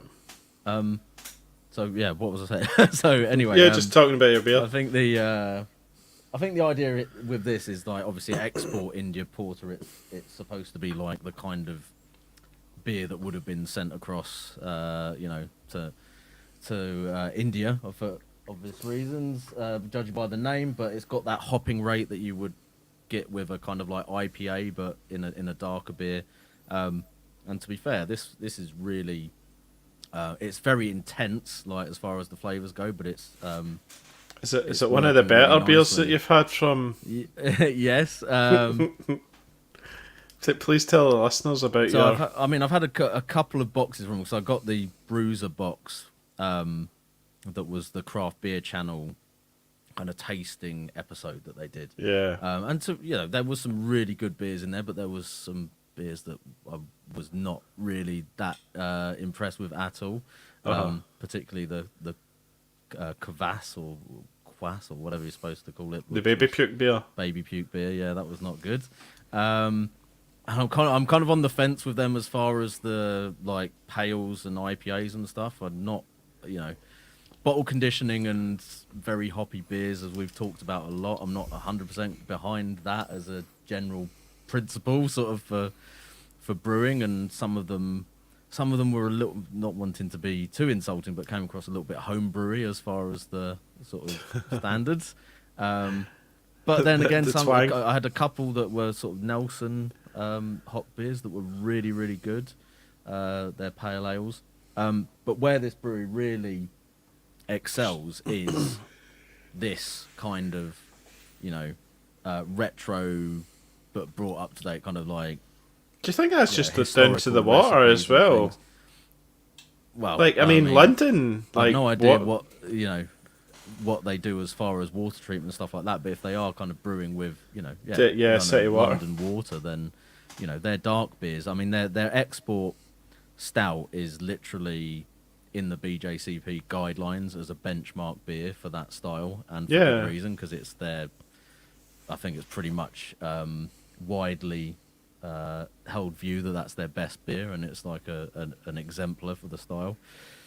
And I would recommend, if you've not tried any of their beers, then I would get that. But there was there was some mixed quality as far as the first box that I got, and then the second box I just went, okay, I'm just going to buy mainly like the dark beers and the historical recipes, and I've enjoyed pretty much all of those so far. So yeah, there you go. They have like bitters and porters and stouts and stuff, which are all kind of like these historical recipes updated, and a lot of them have kind of like American hops put into them, stuff like that. But yeah, cool. This is brilliant, and if you're into the sort of really intensely sort of flavored kind of darker beers, and you want something that's a little bit more interesting as far as those go, this is not one for like the Guinness drinkers. This is like, you're like, whoa, what the fuck is that? But yeah, it's interesting. It's got that historical aspect, and it's I guess it's as close as you're going to get to sort of tasting what traditional London beers would have been like in that sort of era, I guess. So yeah. Cool. So what's interesting is there is a recipe for that beer in the Ewan Ferguson Craft. Is there now? Okay. So what's in there? Wow! What a segue! What a segue! That's amazing. Mind's blown. So what's kind of interesting? Is there Columbus in there, first of all? They do reference Columbus, but they have no fixed recipes. Right. And they rotate whatever hops they want to use. In fact, the recipe doesn't even quote any hops. It just says... Really? Okay. It just That's says useful. to use a certain amount of a particular alpha acid hop. Right. Okay. And they talked about... There's two hops they've referenced. One is Rambling Cross, which they said is our favourite. But Columbus works well for a brasher, newer world character, so I think that's probably what you've got. Here. I reckon this one's got Columbus in it. Yeah. An interesting dank as fuck. Yeah. There's a dry hop in it as well, but the grain is Marisota, brown malt, chocolate malt, dark crystal malt, and black malt. There you go. Brown So malt. pretty simple stout. I have to say, for those of you who are following along with the musical choices for our individual reviews, Martin's been coming up with some absolute bangers. So, Hot Chocolate for Owen, because clearly sexy as. Andy, Billy Connolly's The Welly Boot song, which I thought was a good one. I've just had to listen to that 'cause it's a great song. Tricky, Love on a Farm Boy's Wages by XTC. Which is another great song. I'm not familiar with with that one. I'll have to go. And you look need that to one up listen to myself. it, mate. And for me, Sex Pistols pretty vacant, because I'll be honest with you, I am still trying to work out what this beer is all about. And I'm glad that you've just chunted on for 7 minutes about your beer, Tricky, because I am still trying to work out what the hell is going off here. You're still not there then? No, Chris, I'm going to step in. I'm going to step in, You're and I'm gonna going have to to say, punt for it, mate. Oh, do this? I am drinking a duration beer in collaboration with Verdant. It's a 6.2% IPA called Pression, okay, or Pression, however you want to call it, which I will read you the blurb on the side verbatim. Pression is our riff on If We Must, an ongoing grape pornace collab between ourselves and Verdant, using local dessert and cider apples from drove orchards, adding body and a tannic dry note, complemented by a fruit-filled dry hop. Azaka Cashmere, Huel Melon, Laurel, Mosaic Cryo, Vic Secret. Enjoy the best of both worlds with a beer that is subtly reminiscent of a sweeter style cider. Now, Bates, if you happen to listen to this episode, I respect you greatly as a brewer. As a person, you are fantastic. Your beard is amazing. Your knowledge of barbecue is wonderful.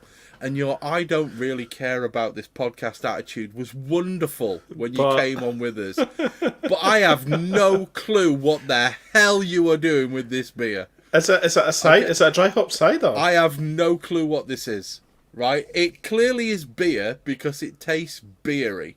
Right, okay, that's a good start. However, that is where the similarity ends. Because on the nose, it is essentially a really heavily fruited cider. Is the only way to describe the nose. But then you taste it, and it tastes nothing like a cider until you finish drinking, you've swallowed again, and you breathe out, and then it's Strongbow. Okay? This is the single weirdest beer I have drunk in about 3 years. That's hilarious. However, it's not bad.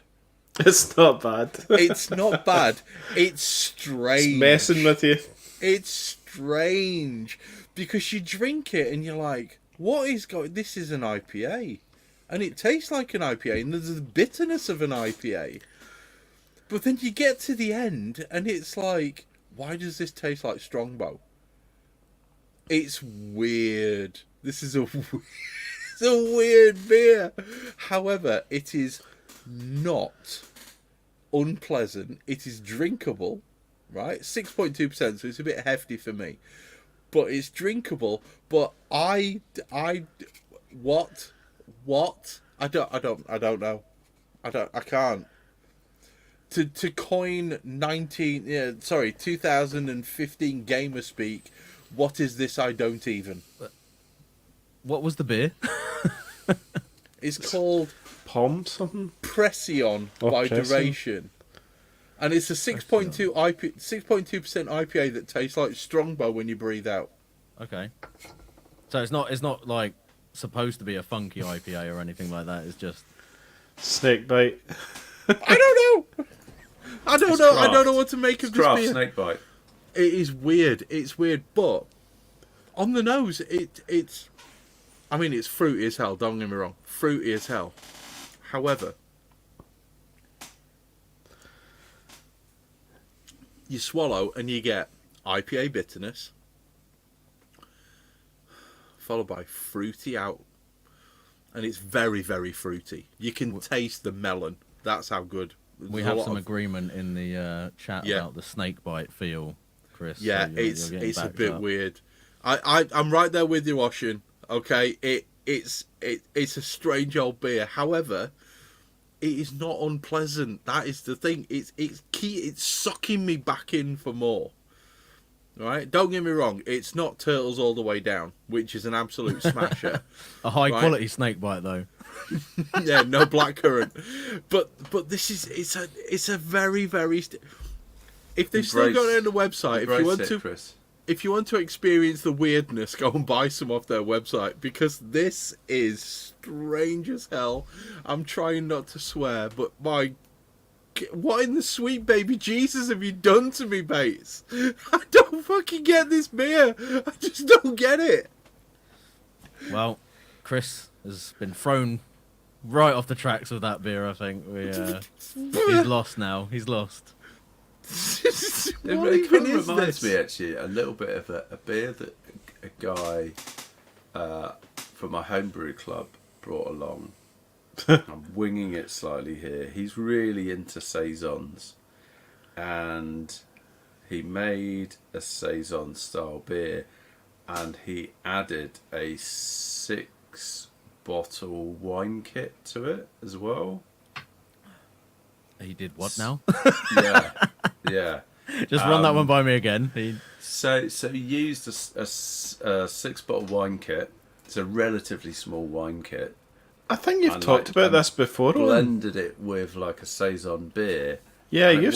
it works really well. Like it's Is that not a somewhat- style? Was he That's going a for style. like a I sort think of it is wine actually a style. barrel talked about style, this. like Yeah, it aged was sort of thing, or- interesting because you kind of get this slightly oaky vibe from the wine, and it's adding kind of this weird sort of tannic, soury vibe, mixed with the saison kind of yeast character and the phenols. I got it right that time. Yeah, it was interesting, similar to that beer in so much as bringing apples into the equation I've got no idea. of a weird IPA. Embrace it. Embrace the chaos, Chris. I'm and just embracing drink the it. weirdness. However, this is the weird one, right? I am, let's say, just over halfway through this pint, and I've just had a drink, and now all I can taste is blueberries. And I don't know what the Is hell that is not your going on. vape? That's your vape. No, mate. no. This vape is this is limeberry, right? But I don't know what's Lime going and on. blueberries. No, there's no blueberries in it. It's hedgerow berry, so it's like raspberry and stuff like that. But all I'm getting is blueberry now. Just move on. Enjoy it. Totally Anyway, enjoying let's it. close the book on that Anyway, strange yeah. and unique beer and adding wine Move on. kits into saisons and all that Yeah. madness. It's back. It's back to you, Chris, for your top 3 brewing books. So we're just somebody going to go else. for our personal recommendations and why we think they are the Yeah, top 3 that let's you should smash have in through your 'em. library. Let's crack through this and wrap this fucker up. Okay, so let me I just swore. bang Sorry, through I'm mine. doing a Chris. Yeah, you've sworn 3 times and not even noticed. Okay, so first book that I'm going to recommend is Radical Brewing by Randy Mosher. Okay, because it's like this beer. It's out there. Okay, it talks about everything to do with not necessarily the stranger side of brewing, but more with like the stuff that's not quite on the beaten path. It talks about mushrooms in beer. It talks about, fruited beers. It talks about all sorts of stuff like that. But it also covers quite a lot of really interesting recipes with like spruce and stuff like that. And again, as I- we said earlier, just a really good read as well. That's another one that I it's just a read for the enjoyment of fantastic book. the writing. Like, Also, the cover of I don't have it. It's upstairs in the loft, right? But that book, the cover of it is it's like Tricky's logo for Dudes Brews. It's just like Radical Brewing. It's a great book, and it's one that I firmly believe everybody should have a read of because there's some recipes in there that are just phenomenal. The second book on my list is The New IPA by Scott Yanish, because it made me think and it took me back to my days of reading Science, the journal, not like science, but the journal Science, and reading all the cutting edge new stuff that was in there. And fair enough, it's a book, so it's not that cutting edge, but it took me in a new sort of direction of thinking when it came to hops and how to use them and how to get the best out of the things that the goddamn podcast is named after. Okay. And the last one for me, and I'm going to get this book, okay, because this is one of the books that I do truly, really... wait there. Yes, it is this one, okay. Homebrew Beyond the Basics by Chris Colby, right? This sorry, I'm talking into the book rather than into the microphone. This book is a book that will push you on from the normal run-of-the-mill standard homebrewing books. Things like How to Brew by John Palmer, the Homebrew Recipe Bible, and all that sort of stuff. This book will take you to the next level. Okay, this is one of those books that is really, really, really good to read. Specifically, the yeast section and the malt section will really take you beyond the basics. And I mean, that's the name of the book. But it's going to take you into that realm where you're really going to start thinking about a different way to homebrew and what you can actually achieve with your brewing. This is the book that made me think about basically Persistently Bitter, which, you know, the Swedish chef who's currently online will tell you all, it's a bloody good recipe. This book is the one that made me think, well, convention says you're not really supposed to use more than a couple of 100 grams of amber malt in a recipe. What happens if we use a kilo?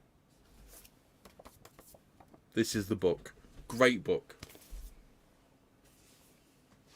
And that's you wrapped up, Chris. Those are your 3 recommendations. Those are my 3. Crack on. Nice. I'm up next. So, How to Brew by John Palmer is just an excellent reference book. It's a great one to read cover to cover because there's a great deal of brilliant, useful information. I think if you are past the point of kind of basics and you've got a good number of all grain brews under your belt, it's a great book to read. Move forward your knowledge and thinking around homebrewing. The next one is the Camera Essential Homebrew book, which is the Andy Parker and Graham Wheeler one. It's quite a small book, but the recipes are excellent in there. Almost all of them, if not all of them, that I've brewed, and I've brewed quite a lot in that from that book, which we'll talk about a bit later. Have been great. So probably the recipe book I've used the most. And then finally, we talked earlier about Tasting Beer by Randy Mosher, and I talked wax lyrical about it earlier. It is a great book, just so much as rounding out the conversation on beer that you might not necessarily get from other books, and really forces you to think about how to approach beer, how to evaluate beer, how to taste beer, ultimately. And that is such a crucial element of making your journey of homebrewing better. If you can't understand the beer that you've made and how you're supposed to make it better. I think that's such a useful book if you are getting into like competition beers and you want to sort of essentially try and like judge the beers yourself or interpret the feedback that you get from other judges. It's so useful for that for me. I think that's well worth having. And it's a fun read. Again, Randy's a great author. Just on that point, basically what you've just said, all of the books by Randy Mosher are fantastically well written. We talk about, you know, the content and everything like that, but you still got to be able to read them. And I would put Randy Mosher up there, probably in the top 2 for readability of his books. Yeah. Scott Yanish, not being funny, Scott, love you to bits. The content's amazing, but readability, you're like 2 from the bottom. Randy Mosher is right up at the top. I'll his just temper that so slightly. Readable. This one's not his best, so I'd get the other 2 that we've talked about so far first before that one. But there's still some useful, good stuff in there. But yeah, otherwise, I fully agree. Yeah, that Mastering Homebrew is kind of, I would say, which was the one Tricky just showed. That was probably what Randy's first book, as far as I know. Could be wrong. That's probably there with the Bible, and kind of the more kind of basic end of. Although there's some pretty cool charts and stuff in that book. You're a fan of charts, aren't you? Yeah. Yeah, I like a Tickles visual. his box. I'm a Loves a visual. I'm a graft, does visual Owen. kinesthetic learner. I love a good chart as well, mate, because it's easy to understand. Yeah, you can convey an awful lot more information in a chart than You can. a few it's a bit more paragraphs of basic. text. You know. So, Andy, Yes. Go Right. I think you've cheated. I'm going to I know. force you to choose 3. Right. Sorry. First one. Max I know. 3. It's okay. Chris has already chosen one of mine, so I'll not talk about that then. So the first one's obviously the Greg Hughes book, the Homebrew Beer. It is a must for your library to get such a wide range of styles, and we have discussed that earlier in the podcast, that it is a fantastic book. Next then would be, okay, make sure you pick up this little history of Scottish brewing, because I thoroughly enjoyed reading it. It was excellent. Oh, hit the mic. And last I'll go for is Wild Brews by Jaeger Wise. It's for someone who hasn't done sour or wild beers. I think it was a bloody good read, and it actually gave me a lot of good knowledge on now starting my journey into doing sour beers. So yeah, that was my 3. Very nicely and quickly done there, Andy. Good work. Chop, So- Clearly wasn't expecting that to end Yeah. so quick. That was a bit rapid.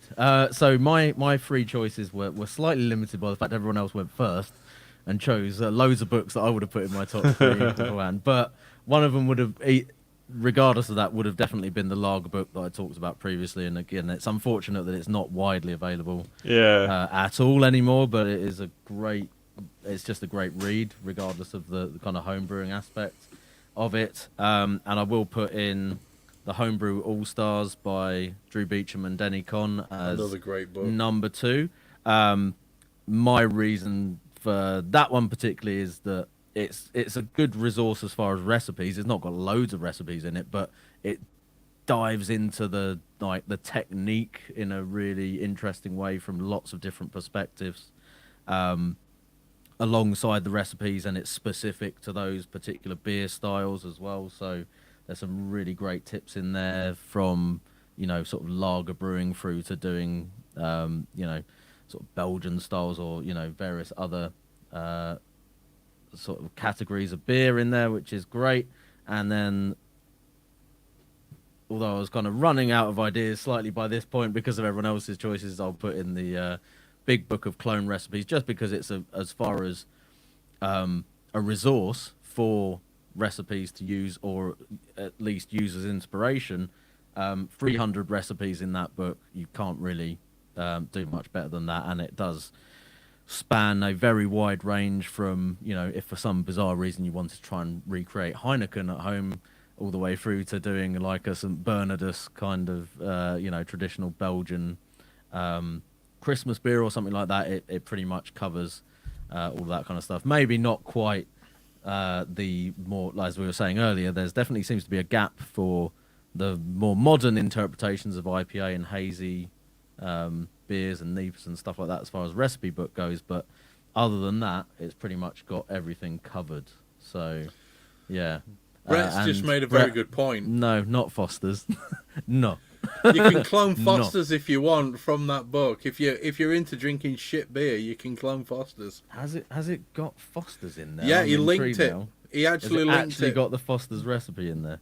Yeah, what Is it it says like- is three quarts of urine, Yeah, I was going to say, half there's got a to be hot pellet. a sort of Don't matter what it is. 95% ratio of piss in the grist for that one, right? I think there's just, when you sort of open a can of sweet corn and you decant the kind of water out Oh of it. yeah, the sweet jizz. corn, Quite a lot water, of and that. piss. I think that is the key to that recipe. Yeah. We slag Anyway, it off, but they sell 1 million pints a day. Who cares?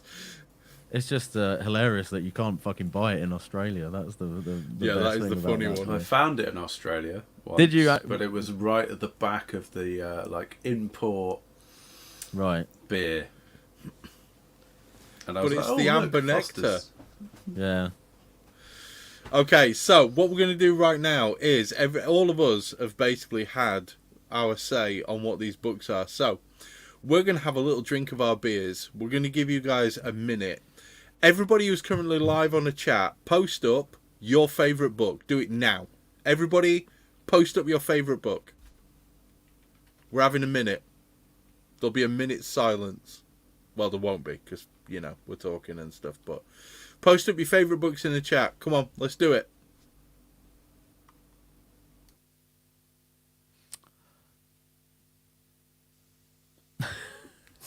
Tick tock, tick tock. Boom. In the meantime, great let's Australian talk about the beers. recipes that we've done out of these books that have been let's. fantastic Oh. and really worth brewing. So just going straight back to this one, there's a great recipe for Pivo Pills, which was the beer that kind of turned me on to Sapphire hops. And that's a kind of, it's a Pilsner brewed by Firestone Walker. So that's the same brewery that you did your Westie from. Was that right? Your Owen? Was that the Union Jack? That's the Correct, same brewery, yeah. right? Yeah. Yeah, Ewan Ferguson book. I've done the Union Jack from. Help me out here. Craft brew. No, which Firestone Walker. Firestone Walker. Yeah, Yeah. I've made that. It's quite a big West Coast IPA, classic West Coast IPA. It comes in about 7%. I've literally just rebrewed it. Oh, wow. Spoiler alert, was my Nova beer experiment. Oh. So I've rebrewed it, turned it into a session beer, All right. but turned it into a Baltic lager. There you go. Ooh, interesting. So that's what you guys were getting to try from my Nova lager. I can like literally show some of my favourite recipes on screen right now.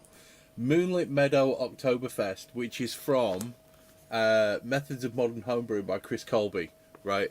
Another great book, very, very close to making my top 3. If we'd have had a top 4, it would have had this one in it. But that particular Oktoberfest beer is an utter banger. It's a great, great, great beer. So, Moonlit Meadow Oktoberfest from Methods of Modern Homebrewing by Chris Colby. Great recipe. Really, really good. I think the Fuller, we mentioned it earlier, but the Fuller's Porter recipe out of the Graham Wheeler book is as far as like clone beers that actually more often than not come out tasting pretty damn close to the original. That's a great brew. I really enjoyed the I mentioned it earlier. What was it? Exmoor Gold out of that book as well. Nice sort of traditional kind of golden ale recipe. What else? I'm gonna have a flip through the Camera's Essential Homebrewing, which is in my top 3. Yep. There's an Andy obvious one Knight. in there, which we will. Talked Yeah. about Spreadsheet Ninja. Yeah. Spreadsheet Ninja Schwarzbier, has to be in there. George's Yeah, it's good. Washington. Yeah. the George Washington. And there's a very Layer obvious beer. one. Yeah. Incredible. Yeah. I think I've had the Graham. Oh, no, I mean, I think Tricky was going to say that one, Andy. You can't. I was blow waiting through for the you to say story. Go for it. Hokum Stomp. Everyone loves the Hokum. That is such Hokum a Stomp, bloody which good is recipe. a day of beer. I'm pretty sure Graham Hughes has sent me a mojito sour before, which was pretty good. Level Up from Elusive. Nah. That's You didn't another think? good I one. thought that was a No, great that's beer. that was the was Um, it? Yeah, it was like Citrus Simcoe or something. I can't remember, but it was like an amber. It was thing. kind of amber. You Yeah, got nah. Verdant Pulp in there, which is very good. You got Thornbridge's Chiron. Chiron, yeah. Pale Fire. Yeah, just don't add more Chinook in the dry hop, just to use Yeah. it up. Left-Handed Giant's Cheeseburger Cavalry, Hashtag which I've Pine made before, which is kind of a real classic, quite bitter, mid-coast sort of beer. West Berkshire's Dr. Hexer's Healer. I don't know, that was rubbish. Everybody said that was rather medicinal. It was Yeah. like dead. I caramelly. never made it, but I'm sure I heard people say it was all right. Nah, rubbish. Don't do Then it. you had the mild, the Beast of the Midlands mild, yep. which was the one Chris didn't really enjoy. It's awesome. I'm not sure I really enjoyed Didn't it. It like was it. it had vanilla in it. Wasn't brilliant. That was shit on a stick, that beer. It was crap. So good. There I mean, I you think go. I fucked mine up, to be fair. Just to fess up, but Whole bunch of I'm really just good gonna- recipes in there. I'm going to throw this one up. Black Days Porter, which again is from the Methods of Modern Homebrewing, right? Follow it legitimately to a T.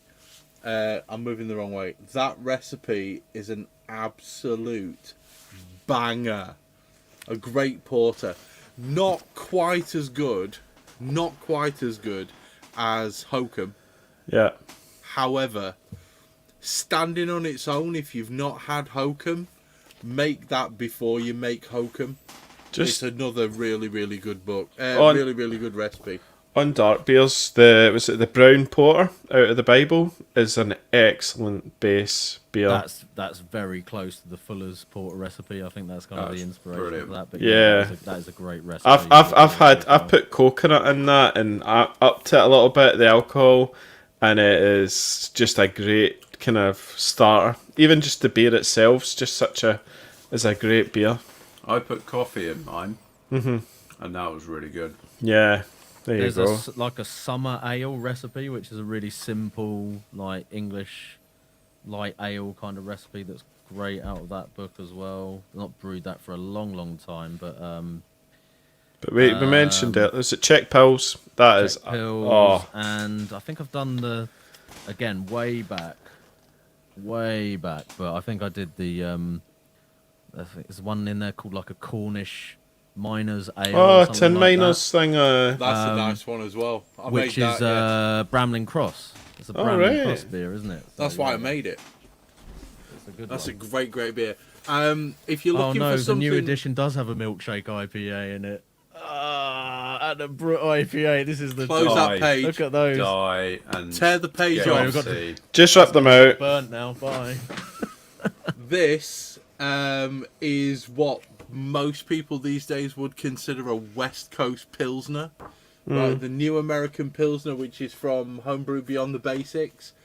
Again, a really very, very, very, very good Pilsner. Okay, really very, very nice. The one thing that I like the most about it is when it actually comes to the yeast.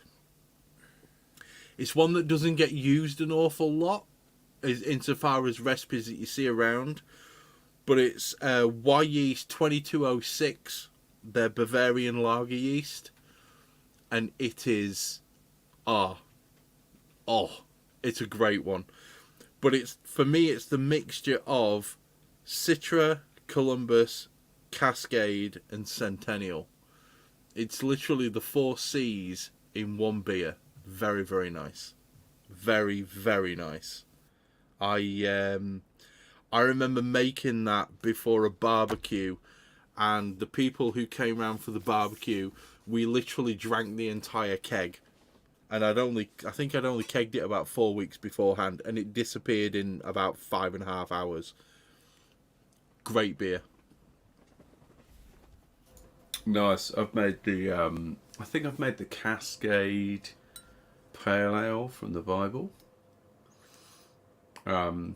which was very good. See, on that note, was it the Nelson Sauvin single hop ale? Was that not the one Brooksy did that we all loved? The N-word. The N-word. That I'm sure that's what he used. Another great beer. There you go. I think that was your beer of last year, wasn't it, Chris? Mate, to be fair, it's not far off being my beer of this year as well. It can't be, because he didn't send you it this year, but yeah. It flicked my bean That was a good beer. perfectly, that beer. It think- really did. Nelson's just such a bloody good hop. I don't think you can go wrong. Yes, it is. Yeah. So, just to quickly... Oh, sorry, Tricky, you've got to name your recipes, haven't you? I'll throw a few in there. Yeah. Well, in that case, I'm just going to quickly shout out the guys who are on the YouTube chat So we have Brett Simmons, shortest Brett in the world, has John Palmer's How to Brew. And then other people have just been naming authors like they haven't written more than one book. Greg Hughes, John Palmer, Charlie Papazian, Jay Falk said Anne and Grethy, whatever. Give up, Jay Falk. Big book of clone recipes from David Carr, again, great book. David Heath's recipe book from Jay Falk, shut up. Camera Essentials by Harmon, another good one. Big Book of Brewing by Dave Line, that's got a lull after it, I'm presuming that's taking the piss. And yeah, that's pretty much what we've got. Rick's got, let's just finish on the Boots Book of Home Wine and Beer Making. It's got cocktail in it. I've got that. I've got the 1970 edition of that. Yeah. Oh, there's a... First Steps in Winemaking. Yeah.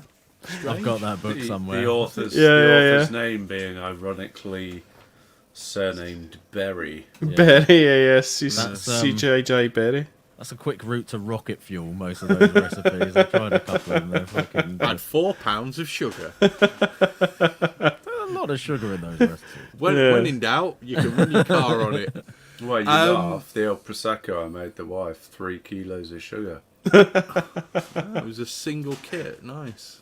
Yeah. Nice. I think, to be fair, we could beat this horse with the recipes until we die in a fire, but yeah, I think we should call that one, guys, and let's get an after party started, shall we? Yeah, I think that's a good place to start. Yeah? Right. Yeah, why Right. not? Gentlemen, Eurovision. thank you. Oh, fuck Eurovision. Fuck that. Thanks very much for joining us on episode 68 of the Hop Edition, where we have been talking about brewing books, ones that you should really look at, especially the ones that I said, because clearly I am totally up my own arse and think I know everything, but I don't. Definitely have a look at the Chris Colby book, though, The Methods of Modern Homebrewing, and also the Beyond the Basics book, which is another really, really good one. But don't sleep on Tricky's BYO book, or I'll tell you in a few weeks when I get it, the Lager book. Thanks for joining us. Thanks to our Patreons. Thanks to Brew Keg Tap, because Johnny is a legend. I ordered some stuff and it arrived literally like immediately the first time that it could. I managed to drill a hole wrong in the lid of a Firmzilla. I couldn't get my Thermowell in it because I'd cocked it up and it had gone to another side. So, you know, if you've got anything that you need to order, hit Johnny up at Brewcake Tap. And I just want to say thanks to you three guys, because I don't do this often enough, but you're all awesome. Thanks, Chris. You're awesome too. And you're a prick. No. I'm fucking universally hated, mate. Everybody thinks I'm a wanker. Cheers, man. So yeah, thanks. Episode 61, it's in the bag. If you want to join us, hit us up at patreon.com/the Hop Edition podcast. If you need anything, got Brewcake Tap, and if you want to listen to us, we are on all the podcast platforms. If you want to join us, we're live on YouTube at the Hop Edition podcast. And yeah, episode 68 in the bag. Say bye-bye, people. Bye! Toodle pip. Bye-bye. See ya. There you go. You've had your 2 second silence, Tricky. Right then, let's fire up a Jitsi meat for everybody, shall we? No, we don't want that one. We're going to call this Minimum Complications Drift Highly. Interesting. Right then. For those of you who are on the YouTube chat at the moment, that is the link to the Jitsi. I will post it in Facebook. Can you post it on Facebook, Andy, please? Okay. Because I don't actually... I'm trying to start up Discord for the rest of our Patreons to be able to join us. Because I had to shut it down because it kept beeping at me for some bloody reason. And we will post that in there. No, we won't post it in there. We'll post it in there.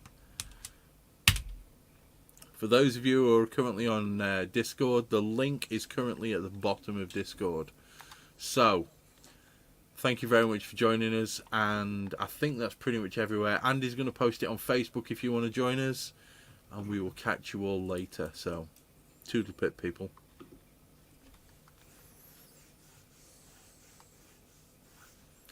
I'm ending the broadcast now.